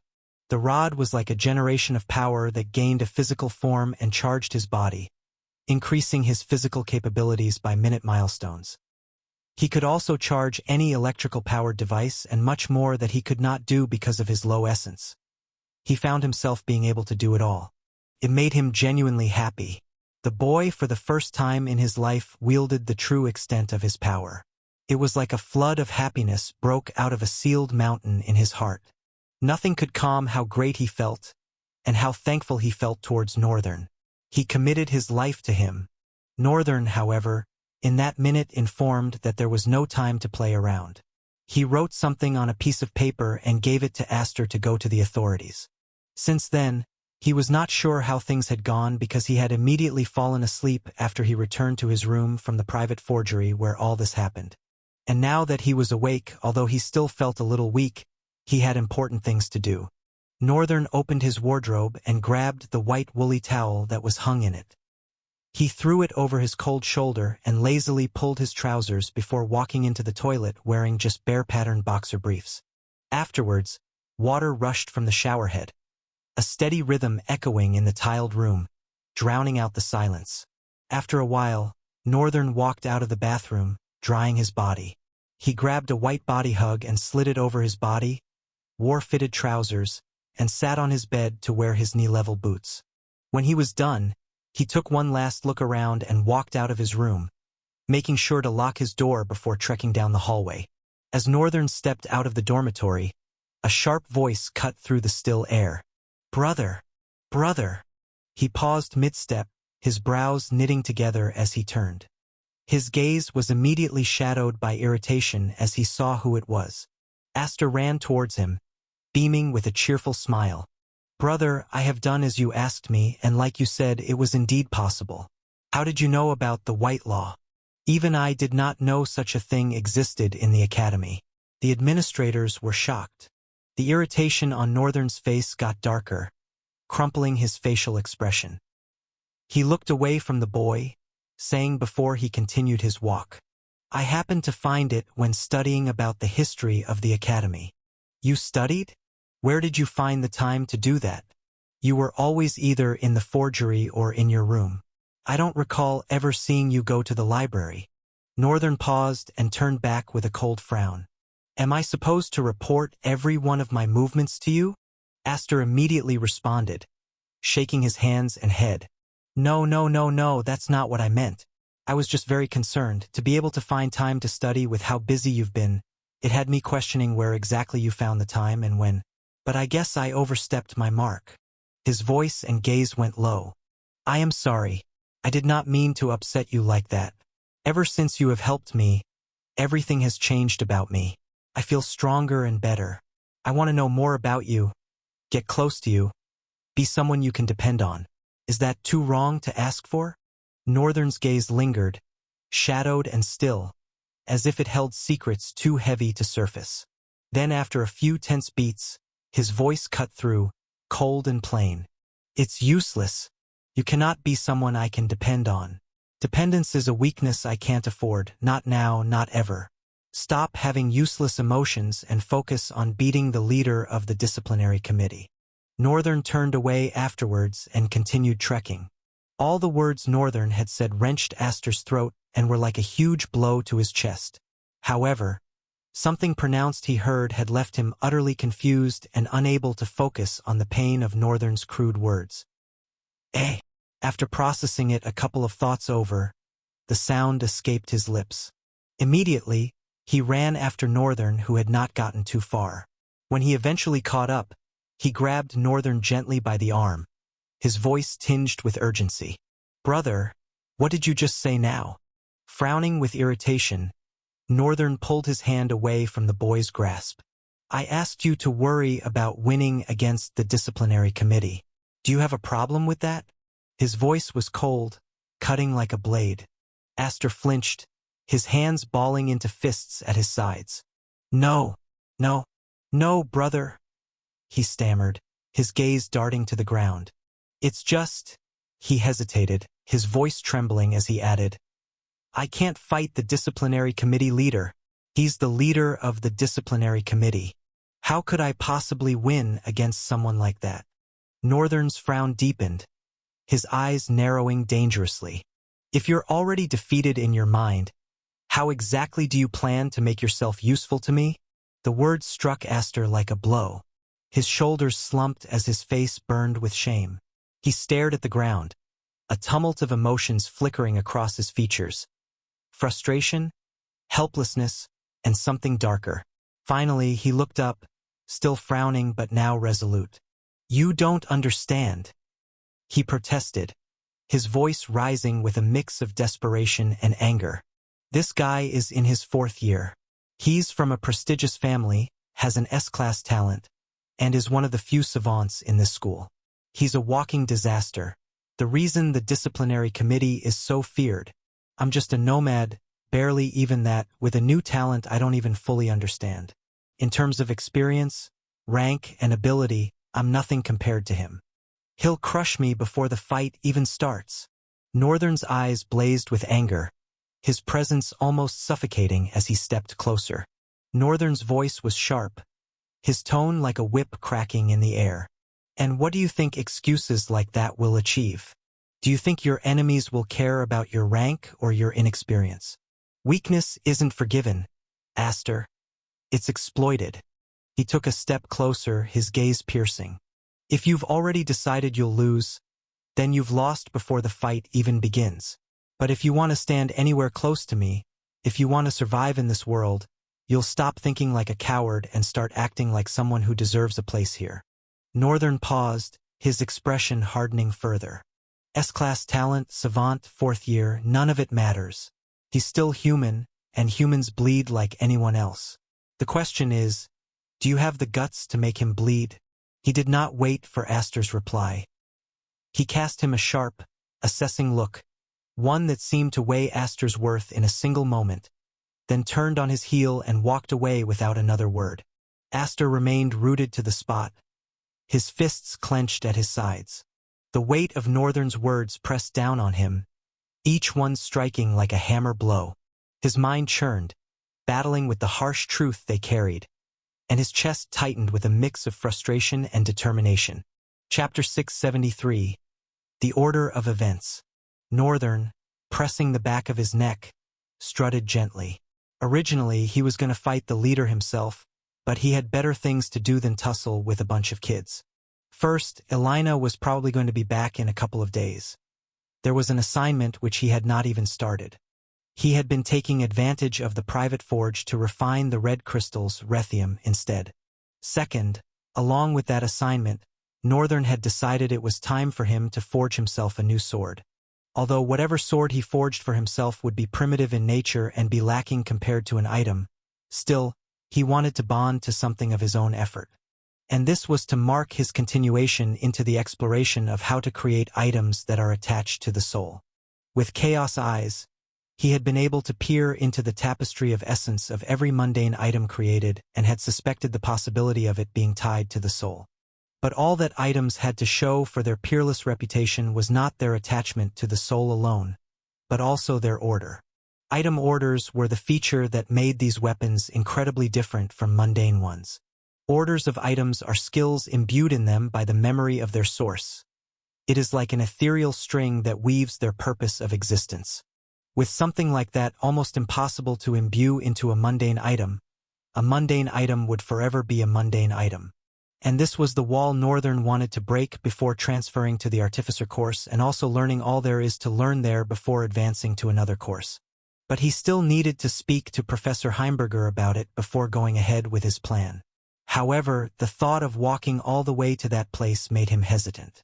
It was not the strength to walk that he lacked. It was because the walk was going to be ultra boring. He could not run or use Shadow Step because he needed to avoid being seen, especially when he was aware that the professor was vigilant of him. Third was the dungeon. Northern needed to explore as much of it as he could before the festival began, so that when the festival began, he would have enough fragments to copy talents. After helping Aster and copying Lannister's talent, his fragments had reduced tremendously, only enough to copy one more A-class talent with a couple of fragment changes left.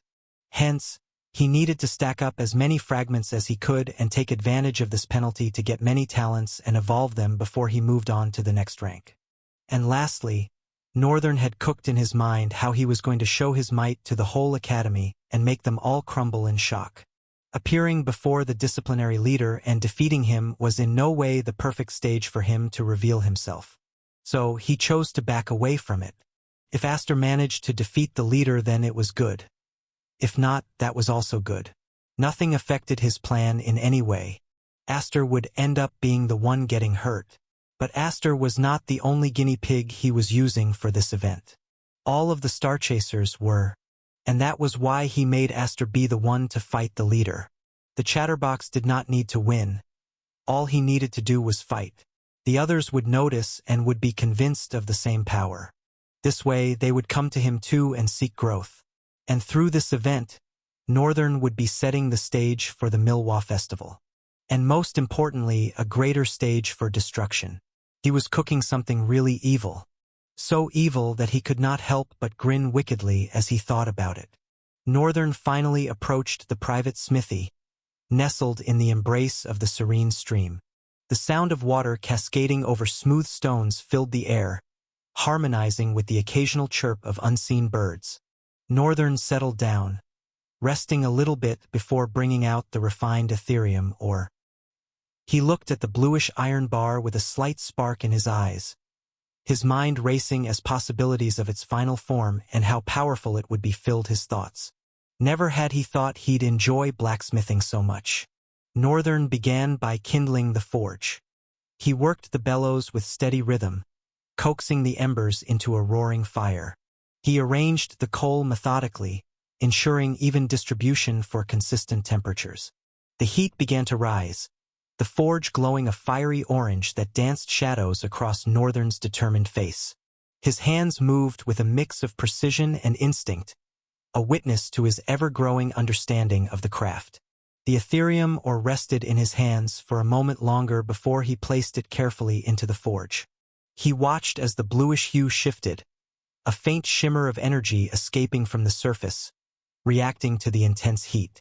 It was a sight he never tired of, a subtle reminder of what he had to do to get it to where it was. Every time he looked at it, he felt pride rise in his chest. As the ore softened, Northern retrieved his hammer. He placed the glowing metal on the anvil and struck it with purposeful force.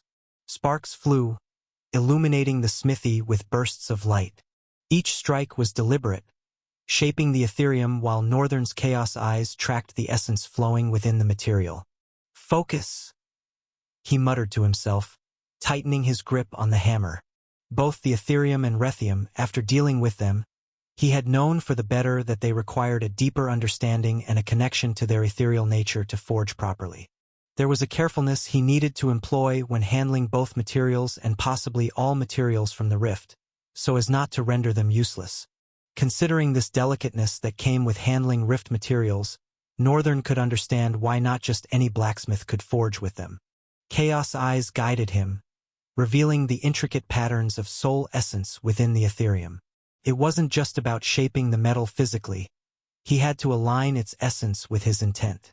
Northern's strikes became more deliberate, the rhythm of the hammer on the glowing Ethereum resonating like a heartbeat in the quiet forge. The metal began to take on the rough shape of a sledgehammer head, its edges uneven but brimming with potential. As the forging continued, Northern paused to adjust the embers in the forge, ensuring the heat remained steady.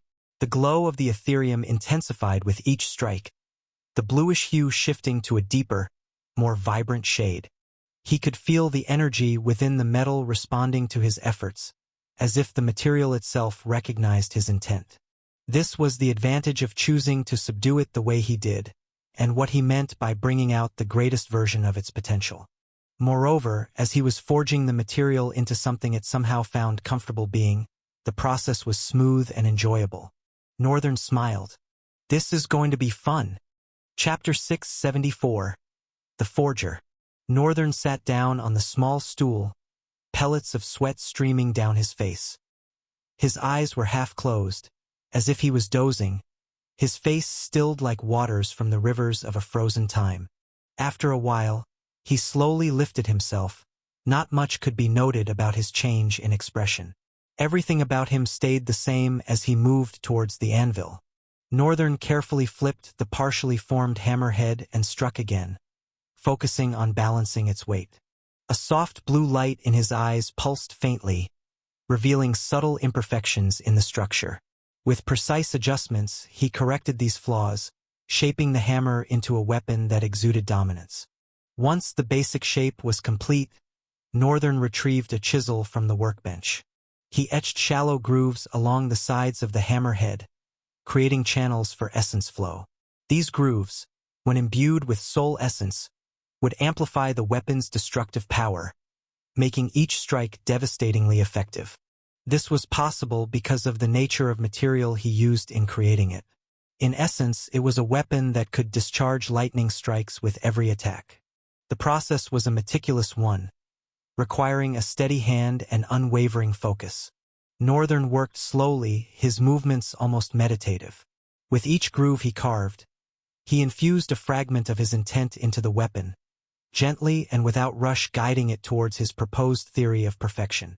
And since the will of the mineral itself consented wholly to this path, the synergy in construction was amazing. He looked like he wasn't just making a weapon, it was like he was giving physical form to an extension of his will, a manifestation of his ambition.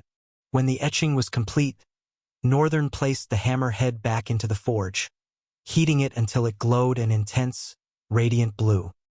He retrieved a small vial from his pocket, filled with a liquid imbued with chaotic essence. Uncorking it, he poured the liquid over the hammerhead, watching as it sizzled and hissed upon contact. The reaction was immediate. The liquid seeped into the grooves, creating faint, pulsing lines of energy that seemed to dance along the surface of the hammer.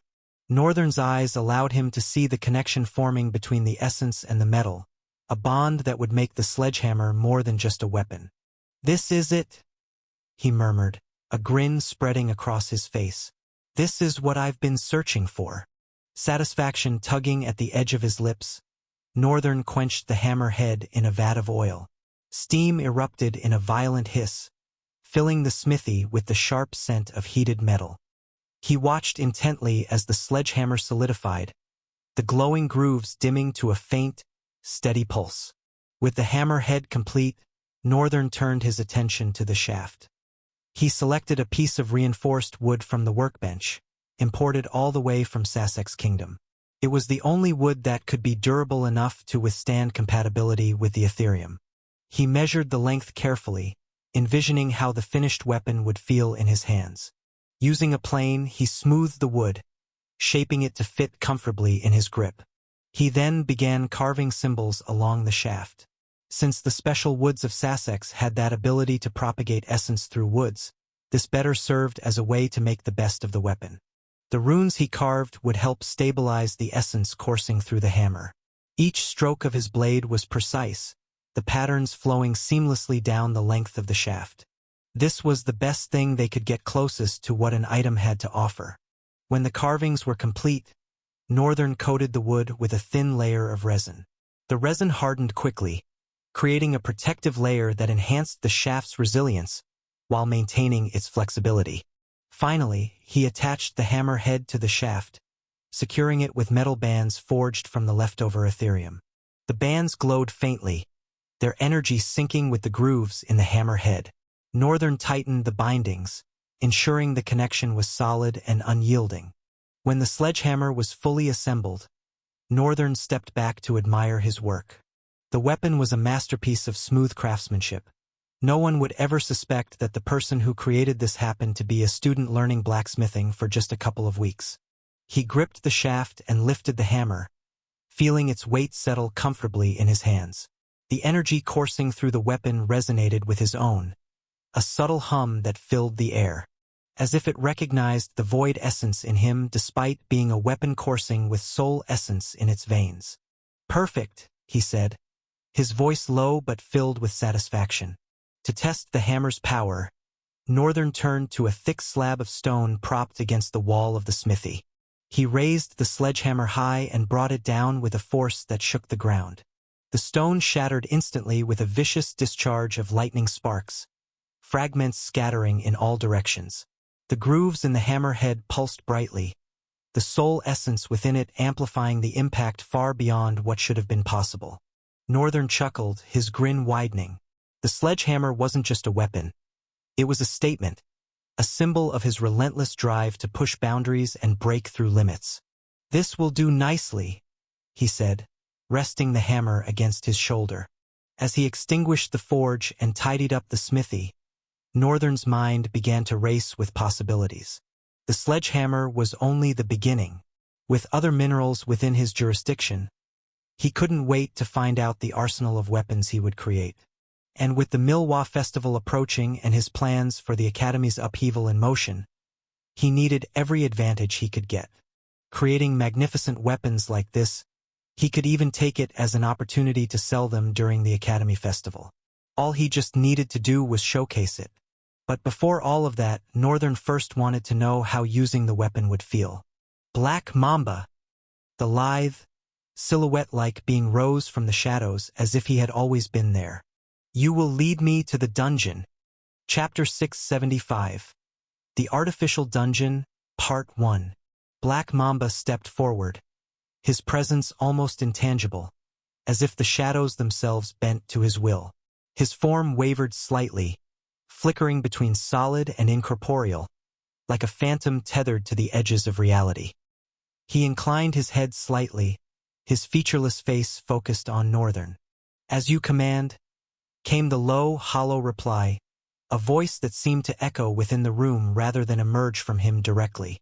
Northern lifted the sledgehammer onto his shoulder, feeling its reassuring weight. The faint hum of soul essence pulsing within the grooves seemed to resonate with his every step as he moved toward the exit of the smithy. The air outside was crisp and cool, carrying the distant rustle of leaves and the faint chirp of nocturnal creatures. The serene calm of the night contrasted sharply with the fiery passion rising in Northern's mind. "Lead the way," Northern said, his tone even but laced with an undertone of authority. Black Mamba didn't respond with words. Instead, his shadowy form melded into the darkness, a ripple of movement that beckoned Northern to follow. They moved swiftly but deliberately, flying soundlessly through the night without the faintest need for any source of light. The terrain shifted as they ventured further from the Academy grounds, leaving behind the structured pathways and entering the untamed wilderness that flanked the backdrop of the Academy. They passed all buildings, and the shifting scenery around them began to become more pronounced with tall trees and rocks. Northern's eyes glinted evilly in the dark as his legs carried him, flying from one tree to another without any regard for gravity. Chaos Eyes, after all, had given him a little authority over gravity. He didn't need to worry about falling sometimes and was constantly shifting the gravity around his air to help himself jump. Flying was possible with the things he could do with his authority over gravity. However, this little authority was not enough to defy gravity on such a level. If Northern wanted to be able to fly, he needed something more. He tightened his grip on the sledgehammer, its energy pulsing in response as though eager to be unleashed. The faint light in Chaos Eyes flared momentarily, and the world around him sharpened. He could see the layers of essence threading through the trees, the faint remnants of fragmented energy lingering like whispers in the air. The dungeon wasn't far. It was like a forcefully broken nature of existence, leaving its leaks in the air and infecting the ligatures of everything. Northern frowned slightly as he saw this. He did not have the time to dwell any more than necessary on it, though. His guess was whatever force had created rifts inside the dungeons was beginning to affect the immediate reality outside the dungeon. He did not know to what scale the damage might be, but he knew it was going to be bad. As they approached, the atmosphere grew heavier, the air thick with tension. The dungeon entrance loomed ahead, a massive, jagged crevice in the earth shrouded closed by thick vines and trees. With ordinary eyes, Northern would have never guessed this was it. To him, it looked like a dead end. However, Black Mamba stopped in front of this place, and his summon could never be wrong. So Northern decided to use his eyes. Immediately, Chaos Eyes illuminated to life, and he saw it. the pathway that dove and twisted all the way into the cavern space. It really is a dungeon there. Not to say. Northern paused in his thoughts, paying attention to the striking feeling that climbed his skin. It was not fear, but at the same time he felt cautious because of it. Something immensely powerful was in that depth. Not just something, in fact.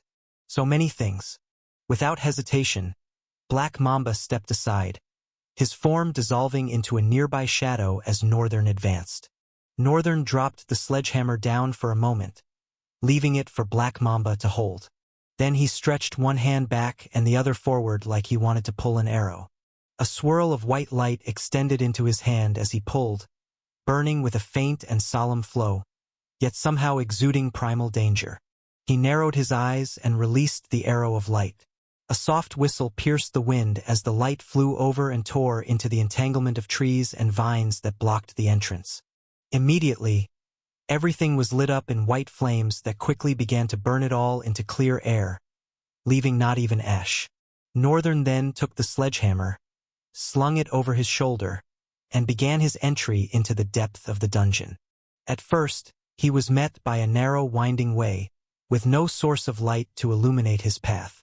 Well, luckily, he did not need one.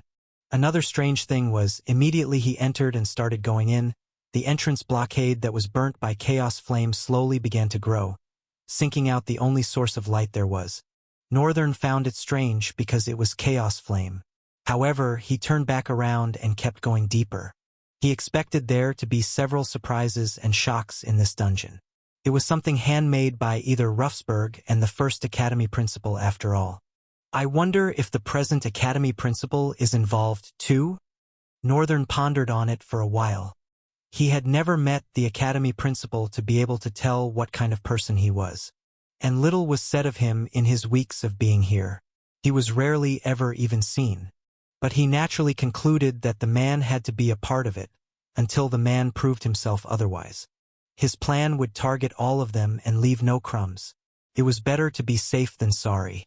Northern finally raised his head slightly, gently hitting the butt of the hammer on the ground. He stared at the 3 maws of tunnels that faced him. To continue his way forward, he had to choose one. Northern closed his eyes for a moment. Instead of choosing, I'll just go where the aura of monsters is more pronounced. He opened his eyes and walked towards the one on the extreme left. He entered and walked deeper into the tunnel before coming out to a wide area. What Northern saw made his eyes tremble. Chapter 676. The Artificial Dungeon, Part 2. Northern's mouth slowly dropped, his eyes widening for a second, then creasing into a deep, frightened grimace. What in the world? The air around the open space crackled with pale blue lightning that flowed through each other in slow motion. It was like severed threads of lightning were falling in an extremely decelerated time flow.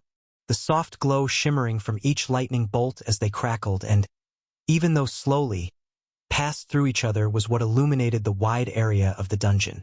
Compared to the pitch-black tunnels, this place radiated with a soft blue hue. And even though Northern did not need it, seeing was made easy nonetheless.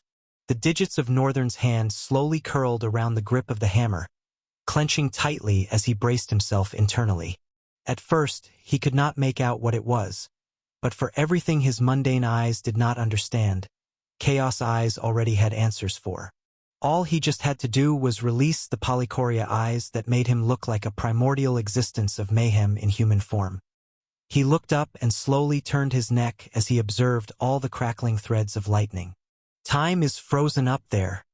Chaos Eyes allowed him to see the truth of reality, the truest form of soul essence that no one could ever behold. These are what the ligatures are, essential makeup of everything's soul. Everything had a soul. From the wind to the earth to the trees to the oceans. Everything had a soul. The only difference that Northern had noticed was, theirs usually is not always as tangible as that of humans. Because of its intangibility, manipulating them with Chaos Eyes was possible. Because of the human soul's tangibility, however, manipulating their ligatures was impossible. This was why the most he could do was subtly control their emotions, heighten the feeling of anger or reduce it. Of course, his eyes had to be fixed on the person for it to work. He could also place an illusion on someone with the eyes. Now that I think about it, I rarely use chaos eyes except to look into the essence of things. The 4 azure eyes with blackish lines running the depth of their pupils like net cracks, enlarged a little bit. The upper air of the cave was in a pause time. The flow of ligatures there was frozen to Northern's view, literally. The lightning, however, was not a cause of this. They were only a result of the true incidents. Northern's eyes narrowed to a slit. Don't tell me those are because of the rifts. Forcibly tearing rifts from the essence of a dimension, after all, had to have consequences. If the consequence was a slowed world, Northern did not know and could not even imagine what they could be signing for. His focus suddenly swept westward as his senses picked up something. In the depths of one of the maws stretching deep into the dungeon, several crimson lights flickered, blinking in eerie succession. A chorus of low, guttural growls rumbled from the darkness, each note reverberating through the cavern and trembling the ground. Northern, with squinted chaos eyes, carefully measured and gauged what kind of vicious monsters they were and what rank and danger level they belonged to. Monster profile. Name: Bone Jaws. True name: Tides of the Crimson Flood. Rank: Beast. Danger level: Calamity. Attributes: Blood Hunter. Ability: Crimson Tide, Primal Formation. Every single one of them had the same information from the panel that appeared before Northern's eyes. He continued to read a couple of things from the panel. Blood Hunter. Bone Jaws are a rapacious kind of beast that can smell any crimson blood in a being's body from 10 kilometers away. They are almost immune to any attack, except decapitation or breaking their bone jaws. Northern glanced at the sledgehammer resting on his shoulders, a grin spreading across his face. With deliberate intent, he brought it down, slamming the hammerhead into the ground with a resounding crash. The impact unleashed shock waves of dust, rippling outward in a perfect circle. How so convenient! He gripped the hammer with both hands, hurling it backward as he stepped forward. His form blurred, then vanished in a flicker of motion, like a glitch tearing through reality, as he swung the hammer behind him. In an instant, he reappeared amidst a pack of 4-legged monsters. Their crimson skin stretched tightly over grotesquely thick muscles, making them look like animals that had pushed the boundaries of bodybuilding to an extreme. Their eyes burned with a sinister red glow, and their maws snapped wildly the moment Northern materialized in their midst. The nearest ones lunged without hesitation, a reckless leap of faith to sink their jagged, metallic teeth into his face. But they didn't get the chance. The sledgehammer tore viciously through the wind, propelled by Northern's ferocious strength. The hammer's head collided with devastating force, shattering their lower bone jaws into splinters. With a single, fluid semicircular swing, it smashed their heads aside, leaving nothing but broken remains in its wake. Northern immediately redirected the hammer, hurling it upward with precise force before slamming it down onto the bone jaws that lunged at him from below. The impact obliterated their heads and cracked the ground beneath them in a thunderous explosion. A sudden chain of lightning erupted from the sledgehammer, crackling with raw energy as it surged through their bodies. The electrified force threw the creatures violently away, their mangled forms convulsing as they crashed to the ground with a shuddering finality. Northern looked around with a slightly shocked expression. That was quick. All it took was 2 attacks to render a number of 10 bone jaws dead. The lightning discharge from the sledgehammer did most of the work, not stopping until each one of them was in its grasp. But still, this was an amazing result. Not to say that the weapon was very easy to wield also. It adjusted perfectly to the ratio of strength he used to swing the hammer. A small smile of satisfaction briefly tugged at his lips, but it vanished just as quickly. His expression hardened, replaced by a stern and cold glare that climbed across his face like a shadow. He turned towards the entrance of the tunnel, walking back to the wide area. Chapter 677, Bone Jaws. Northern stepped back outside, his gaze calm and calculating. Along with his steps were tender but vicious steps of more bone jaws. But these ones were different. Their crimson skin rippled with muscles so defined, it appeared almost sculpted to perfection. Their eyes burned with an even fiercer light, a predatory glow that promised unrelenting aggression. Their jaws, though bone-white, glistened with a reflective sheen, adding a sinister edge to their menacing appearance. Unlike the earlier ones Northern had encountered in the tunnels, comparable in size to mundane wolves, these monsters were far more imposing, towering as large as bears and radiating a terrifying presence. Monster profile. Name: Bone Jaw. True name: Tides of the Crimson Flood. Rank: Beast. Danger level: Devil. Attributes: Blood Hunter. Ability, Crimson Blockade, Primal Formation. Noting the differences both in the physical structure and on the panel, Northern gripped the handle of the sledgehammer tightly. More bone jaws poured out from the surrounding tunnels, their numbers multiplying with each passing moment. Each was just as massive and ferocious as the last, their crimson forms moving with a terrifying, almost intelligent deliberation. The first charged straight at Northern, its body low and powerful.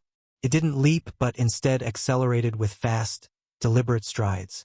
As it surged forward, several others followed suit, their coordinated ferocity matching the lead creature's frightening pace. Northern's blue eyes gleamed with a momentary, malicious light. His grip around the sledgehammer tightened, and he lifted it with an even greater surge of strength. The first strike landed with thunderous force, but Northern's eyes widened in surprise. The creature's skin glowed at the moment of impact, and the sledgehammer was violently repelled, dragging Northern backward with it. Gritting his teeth, he planted one foot firmly behind him, halting the hammer's recoil with sheer strength. Without hesitation, he channeled the redirected force, swinging the hammer back with relentless momentum. This time, the hammer struck. The monster, mid-leap, was flung like a crumpled piece of paper, hurtling upward until it collided with the jagged spikes of the cavern roof, its body impaled. Its massive body crashed to the ground, motionless for a brief moment. But then, with an unsettling twist of fate, the creature began to rise. The deep lacerations across its body sealed shut, the blood clotting unnaturally fast, forming grotesque patches of scar tissue. Its shattered bones snapped back into place with a chilling, echoing crack, each sound sending a shiver through the air. Northern gulped, a pale smile leaving his face. Along with the very powerful weakness that the monsters will not go down unless their bone jaws are struck, now comes a terrifying ability of the monsters to emit crimson glow and deflect attacks. And despite how much harder the monsters suddenly became to deal with, Northern could feel a mountain of excitement rising in his chest. This was the artificial dungeon that Ruffsburg created? Not bad. But Northern knew because he could very well ascertain how strong more monsters proceeding forward will be. He knew Ruffsburg will undoubtedly be insanely strong when he comes out of wherever he is. So Northern decided in that instance, I need to become a paragon in the next 1 year. With resolve surging through his veins, Northern lunged forward, propelling himself into the air with a powerful leap. The sledgehammer arched high over his head, the harbinger of devastation crackling with sparks under the soft radiance of the air. As he brought it crashing down, the ground erupted in response to the cataclysmic impact. The earth fractured, splintering into jagged shards that shot into the air, the sheer force reverberating through the cavern like a primal roar. The entire ground quaked violently, throwing the monsters off balance for a fleeting moment. Northern seized that moment, surging forward like an unstoppable wave crashing ashore. Sparks of lightning danced across his body, crackling as he flowed effortlessly between the staggering creatures. With terrifying precision, the massive sledgehammer became an extension of his hands, moving in a deadly rhythm. Each crushing swing met its mark, the bone jaws' heads obliterated with every sharp, corner-cutting twist Northern executed. With each one that lifelessly dropped to the ground with a mangled head, came another one with equally matched relentless lust for his gore as the last. Several more launched from behind as he smashed the sledgehammer again on the massive head of the bone jaw in front of him. However, in the nick of the moment, one of Northern's polychoria eyes unnoticeably shifted to the corner of his eyes. and black tendrils like jagged spikes as wings plunged out of his back, piercing the creature's midair. Northern leaped away from the monster he had just crushed and more that were running towards him, carrying 3 impaled bone jaws on his jagged wings. Then he landed and made a swift turn, throwing all of them away. As they flew through the air, Northern vanished, meeting them in the middle of their involuntary flight. The air trembled as the sledgehammer came down on one with a tremendous force, such that a torrent of wind exploded from beneath it, cratering the ground with a frightening intensity before the monster further crashed into the same ground. In the same motion, Northern twisted and slammed the hammer on the other creature's jaw, shattering it upon impact and sending it flying imperceptibly into the jagged roof of the cave. Northern landed in a crouch, his eyes burning with a wicked light as he straightened. He walked towards the one that had crashed, buried into the ground, knowing fully well, with how destructive that attack was, it would survive. Just as he neared the gaping hole in the ground, the creature climbed out, all refurbished with its earlier vigor. More bone jaws were running towards Northern from the other side of the wide area. But he focused on this one for now, raising the hammer up before bringing it down with a terrifying light tracing his eyes. Lightning exploded out of the hammer, spreading forward like a circular shockwave. Simultaneously, the monster's bodies glowed with a soft crimson radiance. As the shockwave of lightning hit all of them, it instantly flew back, converging back to the single point it started from while the monsters continued their relentless run. Northern twitched a corner of his lips as the lightning returned. Holy crap! Chapter 678. Emissary of the Void. The void force was more than enough to shield him against the maelstrom of lightning that was surging towards him. However, the air and earth wouldn't. The shockwave from such tumultuous amount of lightning colliding with the wall of a distancing reality, forcibly hidden behind this one, was bound to create a wave of disturbance that would throw off his balance. To prevent that, Northern leaped in the moment. As expected, the ground shuddered and shattered. The air itself froze as if it had caught a cold. Even leaping at that moment was not entirely enough to save him. TSK. I should have just used Shadow Step. Groaning internally, Northern pointed a finger forward. Chaos Eyes allowed him to manipulate concept and his surroundings to a certain degree. He seized the opportunity, hardening the air beneath him to create a makeshift platform. With a sharp push, he propelled himself higher into the sky, rolling through the group of bone jaws overhead. His movements were swift and calculated, each step keeping him airborne until he finally descended, landing with deliberate precision behind the monstrous horde. The moment his feet touched the ground, Northern swung his sledgehammer back with a single hand. His muscles coiled with raw strength as he hurled the weapon forward. It tore from his grip with terrifying velocity, spinning through the air like a force of nature. The hammer roared as it spiraled forward, the sound of displaced air screaming in its wake. Exactly as planned, it became a ricochet of destruction, crashing through everything in its path with devastating force. Northern had used only one hand deliberately, shaping the throw into a calculated arc. He did not merely throw the sledgehammer as a projectile. With his eyes, Northern had perfectly estimated the trajectory it needed to take to finish the monsters rushing towards him and come back to him, and used the exact amount of force needed to generate such speed and efficiency of movement, turning the sledgehammer into a boomerang of devastation. It cleaved through the battlefield, ripping apart anything in its way before curving back toward him, spinning with lethal precision. Northern dissolved into the shadows, appeared in a blur as the head of the hammer aimed to sunder him too. He gripped the handle tightly, drawing back with a raw force that seemed as if his limbs were going to tear. Northern changed the trajectory of the terrifying hammer of destruction, swinging it over his head and slamming down the bone jaw, so quick on its feet that it was already before him. The monster was pounded into the ground and bounced off with shattering earth, its head pressed together as if a colossal hand had slapped it mercilessly into an unrecognizable pulp. Northern, with an insane focus, began to swing the hammer left and right as monsters jumped at him with terrifying metal fangs and claws. But none of them matched his ferocity. As long as he was not hitting their body, they were not able to deflect his attacks. which made him with each passing second become even more frighteningly precise with his strikes, hurling the sledgehammer with 2 hands.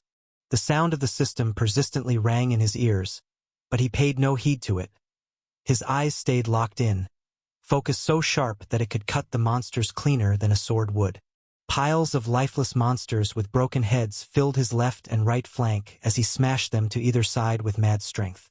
The place became a morbid sight as the bone jaws rushed towards him like an uncontrolled mob wanting to meet their die-hard celebrity.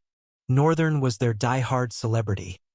They did not seem to mind dying at his hands. In fact, this seemed to be the very reason they were rushing forward with so much ferocity. Although unlike mobs, they still managed to keep a clean and almost sentient formation of their lines. It didn't make it any less morbid, though. In fact, the sight was even more absurd. Northern clenched his teeth and kept swinging and swinging, his arm muscles beginning to hurt. The problem with the sledgehammer was that it required a lot of insane strength. Northern hoped the person who had commissioned it had the required strength to handle it. Sledgehammer was a devastating and terrifying weapon of destruction. Northern enjoyed using it, but over and over again Northern would choose a sword or bare hands. "I think I have tested it enough." He leaped away from the monsters, giving a very wide distance before landing, next to another tunnel. Northern glanced at the jagged wings at his back. It was something he had created in the nick of the moment. He didn't think it would come out so beautifully. However, now that he was looking at it, he could not help but imagine how nice void wings would look and if they would really help him be able to fly. Northern summoned 3 clones instantly, passing a command to them mentally. He handed the hammer to one, while the others immediately headed towards the nearest monster corpse and began to tear apart its body, bringing out the core. The Odachi blade, stainless, manifested into Northern's hands as he shot forward towards the oncoming crimson carnage. The bone jaws howled in unison, a grating cacophony that shook the crumbling tunnel walls. Their frenzied charge didn't falter, even for a second. The air grew thicker with the stench of death and the electric tension of battle. With stainless in hand, he moved like a shadow given form, his jagged wings flexing in calculated precision.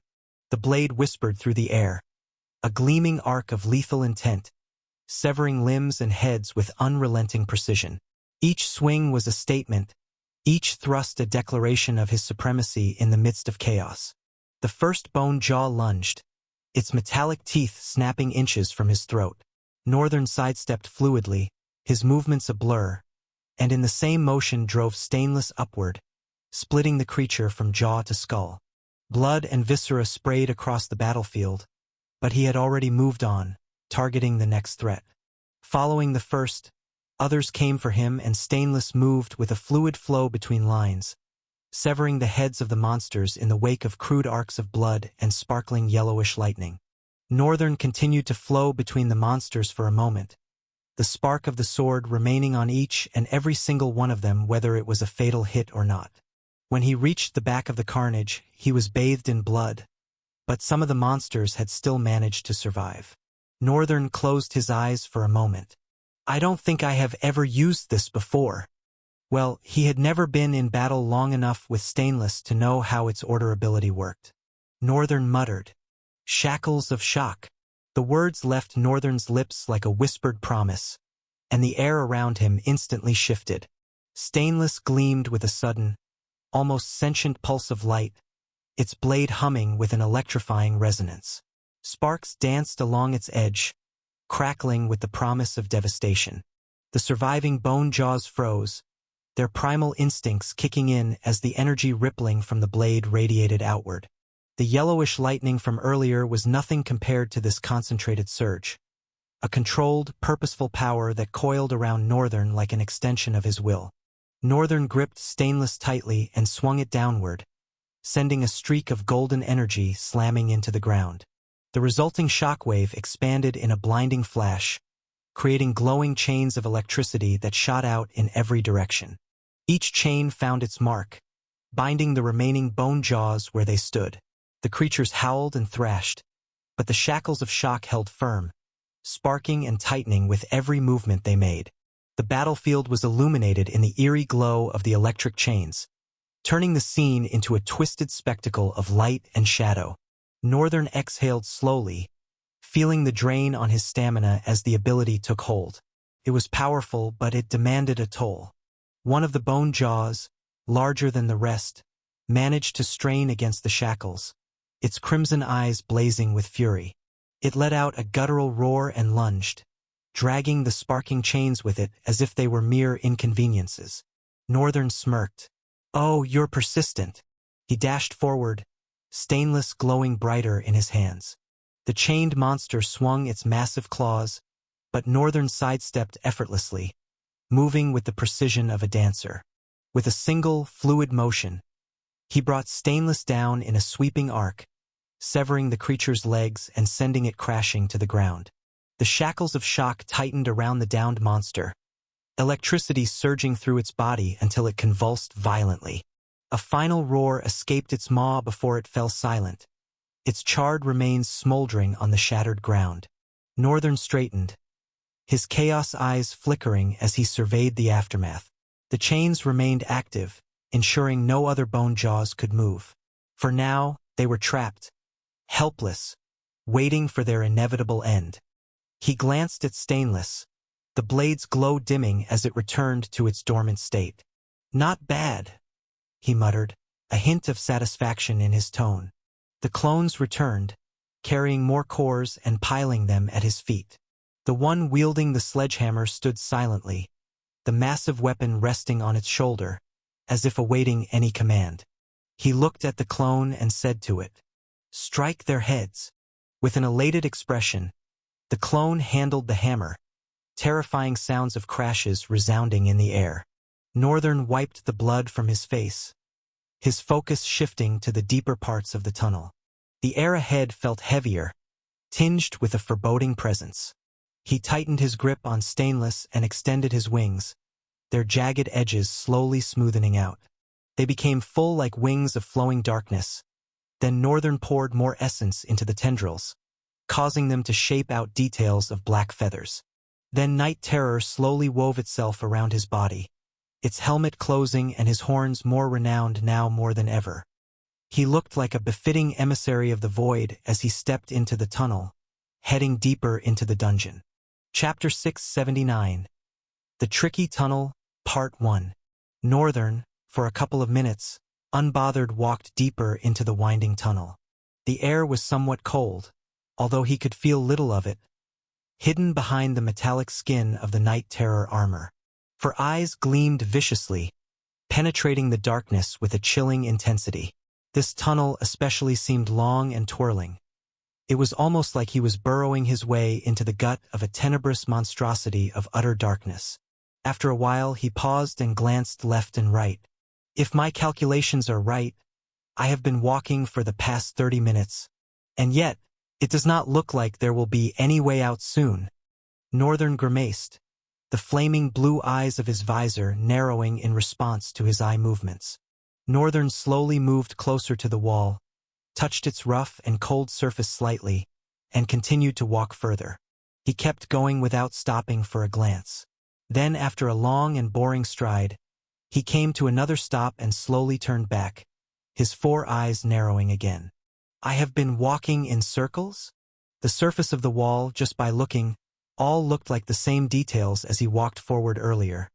His eyes had managed to pick up the terrifying details of the wall, which was the main reason why he had stopped. But in the wall of the caves, moreover, an artificially built one, what's to say that wasn't how it was engineered? But there was no way in hell that it would be perfectly crafted, that there wouldn't be a single mishap. To be more accurate about it, he decided to use his sense of touch, folding in the gloves of the armor. He marked the place he was touching with his sense and walked forward, paying attention to time and his steps. After he had moved for another 30 minutes, he stopped and dropped his hand. The helmet of his armor folded into his collar like overlapping plates, leaving only his menacing yet resplendent horns. Northern's brows furrowed as he mulled over the situation. How the hell did I get trapped in an illusion? The thought gnawed at him. Chaos Flame was a force of absolute defense, an unyielding shield against any assault on the mind or soul. It was designed to protect against hexes, direct attacks aimed at warping one's thoughts or corrupting their essence. But illusions were different. They were not mere spells to break or curses to dispel. Instead, they bent reality itself, weaving a false world so intricate that the senses couldn't distinguish it from truth. They didn't attack the mind. They hijacked perception. Still, illusions shared the same deceptive roots as hexes. They played a game of subtlety, whispering lies into the fabric of reality. Chaos Flame should have rendered him immune to such trickery.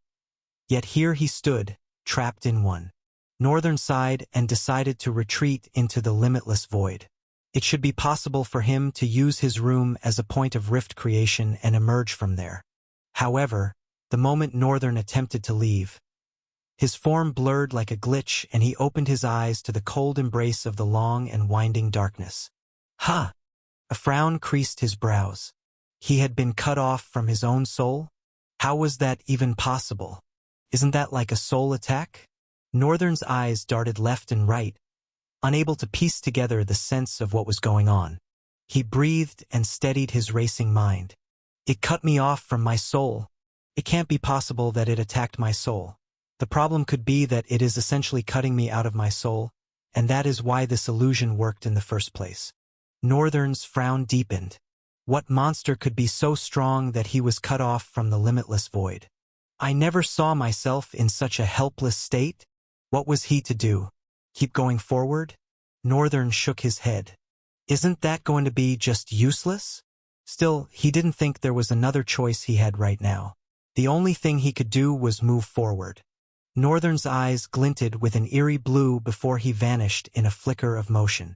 In an instant, his form blurred, tearing through the tunnel like a gale unleashed. The wind howled in protest, walls trembling as his speed carved through the oppressive darkness. Northern's form streaked through the tunnel, a fleeting shadow swallowed by the oppressive darkness. At first, his movements were fluid yet discernible, the faint hum of his speed vibrating through the air like a taut string. The faint blue glow of his eyes cast momentary flashes on the jagged walls, illuminating their coarse texture for only an instant before plunging back into shadow. The wind that swirled around him grew frantic, shrieking as if struggling to keep up. Dust and loose stones began to lift from the tunnel floor, caught in the invisible currents trailing his motion. The air itself seemed to warp, bending in faint waves as though the tunnel could no longer contain his growing momentum. Each step he took seemed to dissolve into the next, his strides blurring into seamless movement. The faint hum intensified into a deep roar, reverberating through the cavern with a force that sent cracks splintering across the stone walls. Loose debris cascaded from above, shattering on the ground like fragile glass. The walls began to distort as his speed pressed further, their solid forms trembling and bending in his wake. Time itself seemed to stagger, the flickering shadows on the walls stretching unnaturally long as if the tunnel was struggling to reconcile his presence. The air became heavy, compressed by the force of his acceleration, yet somehow Northern moved even faster. The light in his eyes burned brighter, a streak of blue carving through the void. His motion was no longer linear, it was erratic, unpredictable, as if he moved between the gaps of reality. There was no rhythm to his steps now, only the relentless surge of a force tearing apart the barriers that confined him. And yet it was still not enough. With the same rate at which the walls cracked and distorted, the same ratio at which time itself seemed to shudder and tear apart, everything stubbornly came back together. The tunnel was like an elastic darkness that, no matter how stretched, would snap right back into shape, faster than before. Northern thought with his ever-increasing speed, he would be able to outrun the illusion. It did not make any sense at first, but now that he saw how faster he could run with every passing second, if he really put his back to it, he acknowledged the possibility in it. However, it was useless nonetheless. He clenched his fists, the plates of his armor grinding against each other with a low metallic screech.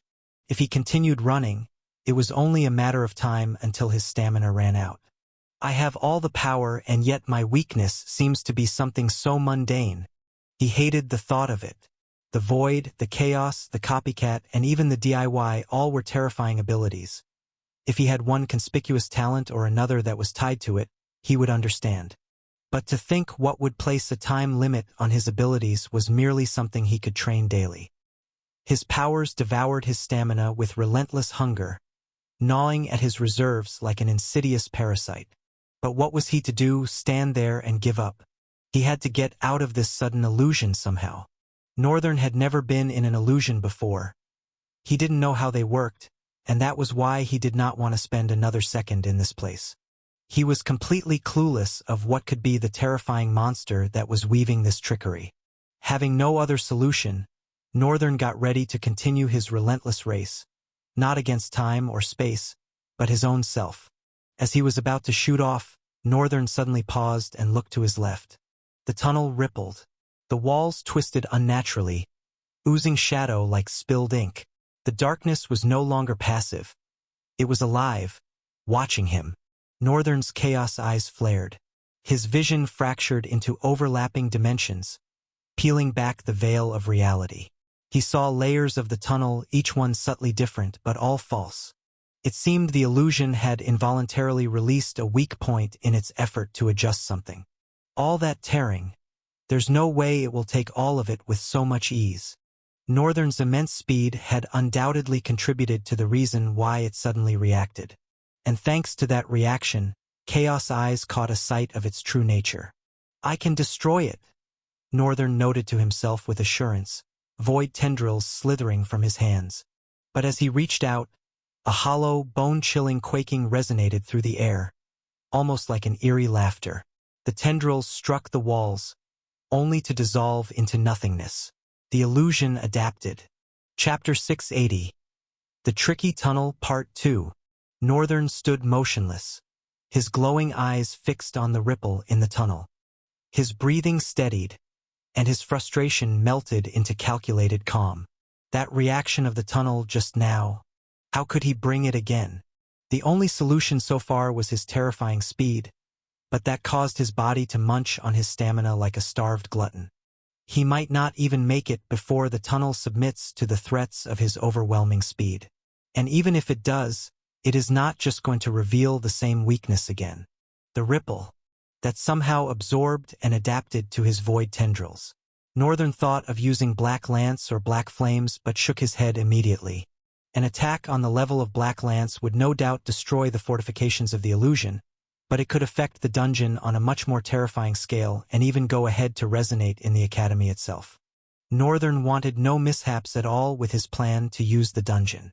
The only time where an attack like that can be considered is in a wide area where he was sure what would happen and its scale, or when he truly has no use for the dungeon anymore. So he had to turn to something else. At the very least, he now knew that the illusion was not unbreakable but adaptive. If so, the only reasonable thing to do to it was push its adaptation until it cracked, Northern mumbled. Chaos Eyes gleamed with a chilling evilness, like the cold look of primal darkness itself. Void tendrils plunged out of his back, but this time, immediately and seamlessly blending into perfect lustrous feathers. Northern flapped them widely, creating a massive shudder in the air. He took a slow, deliberate step back, his void wings spreading wide before he vanished in a flicker of motion. This time, his speed was precise. Not a relentless sprint, but controlled bursts of acceleration. Each movement sent ripples cascading through the illusion, forcing it to twist and shift in response. He stopped suddenly, his void feathers anchoring him mid-stride. His eyes darted to a faint shimmer in the wall ahead as a crude blackish staff with twin blades manifested into his hands. Without hesitation, he hurled Granger toward the ripple. The impact sent a shockwave through the tunnel, and for a moment the illusion faltered. The walls flickered, revealing a glimpse of something darker and more alien beneath. Northern's smirk widened. Gotcha!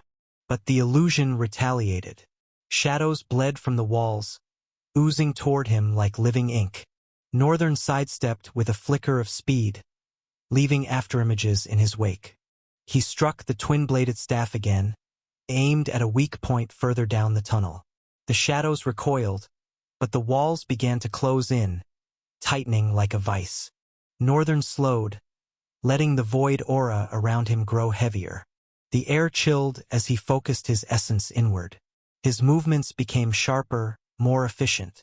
He no longer wasted energy trying to break free through sheer force. Instead, he targeted the illusion's weaknesses methodically, testing its limits with each strike. He alternated his techniques, bursting forward with speed to force the illusion to react, then retreating to a safe distance to analyze its response. Chaos eyes scanned for vulnerabilities, tracing the patterns of how the illusion adapted. Each time the illusion reshaped itself, Northern took note. It couldn't react instantly. There was always a delay, however slight. He exploited that delay, striking weak points faster than the illusion could heal. As the battle continued, the tunnel began to falter.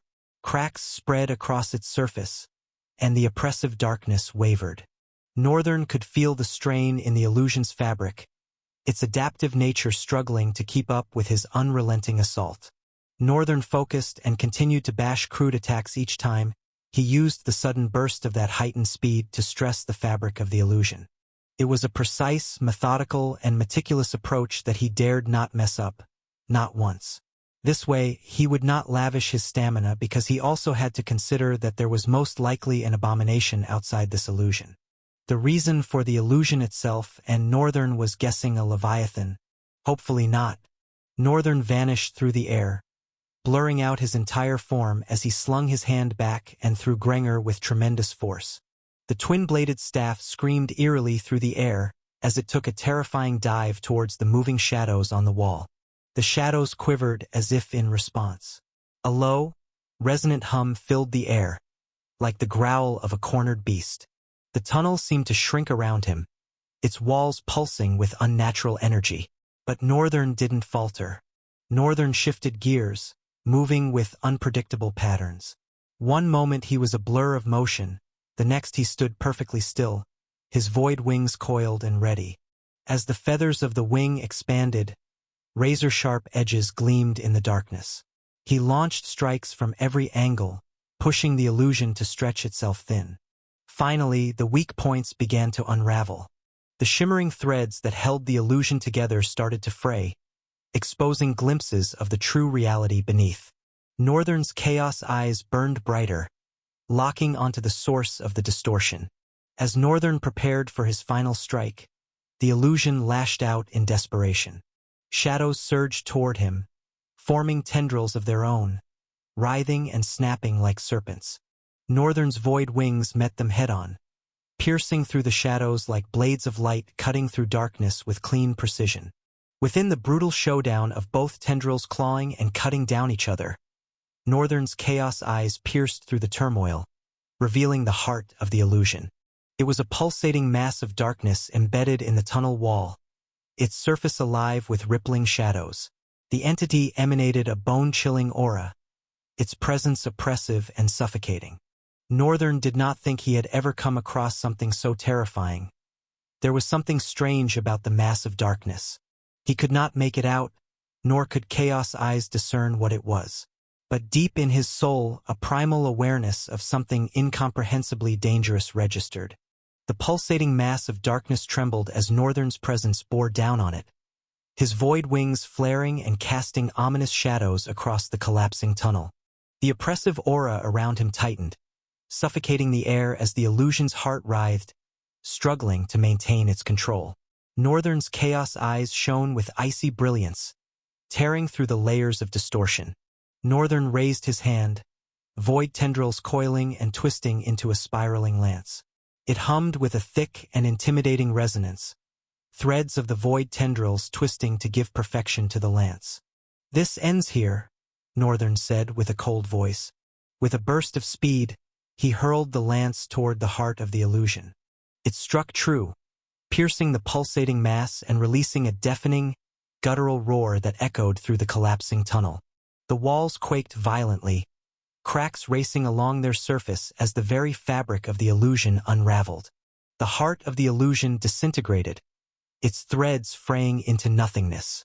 The oppressive darkness dissolved into faint wisps, revealing the true environment around Northern. He stood amidst a vast cavern, its walls jagged and uneven, glowing faintly with an unnatural light. But the battle was far from over.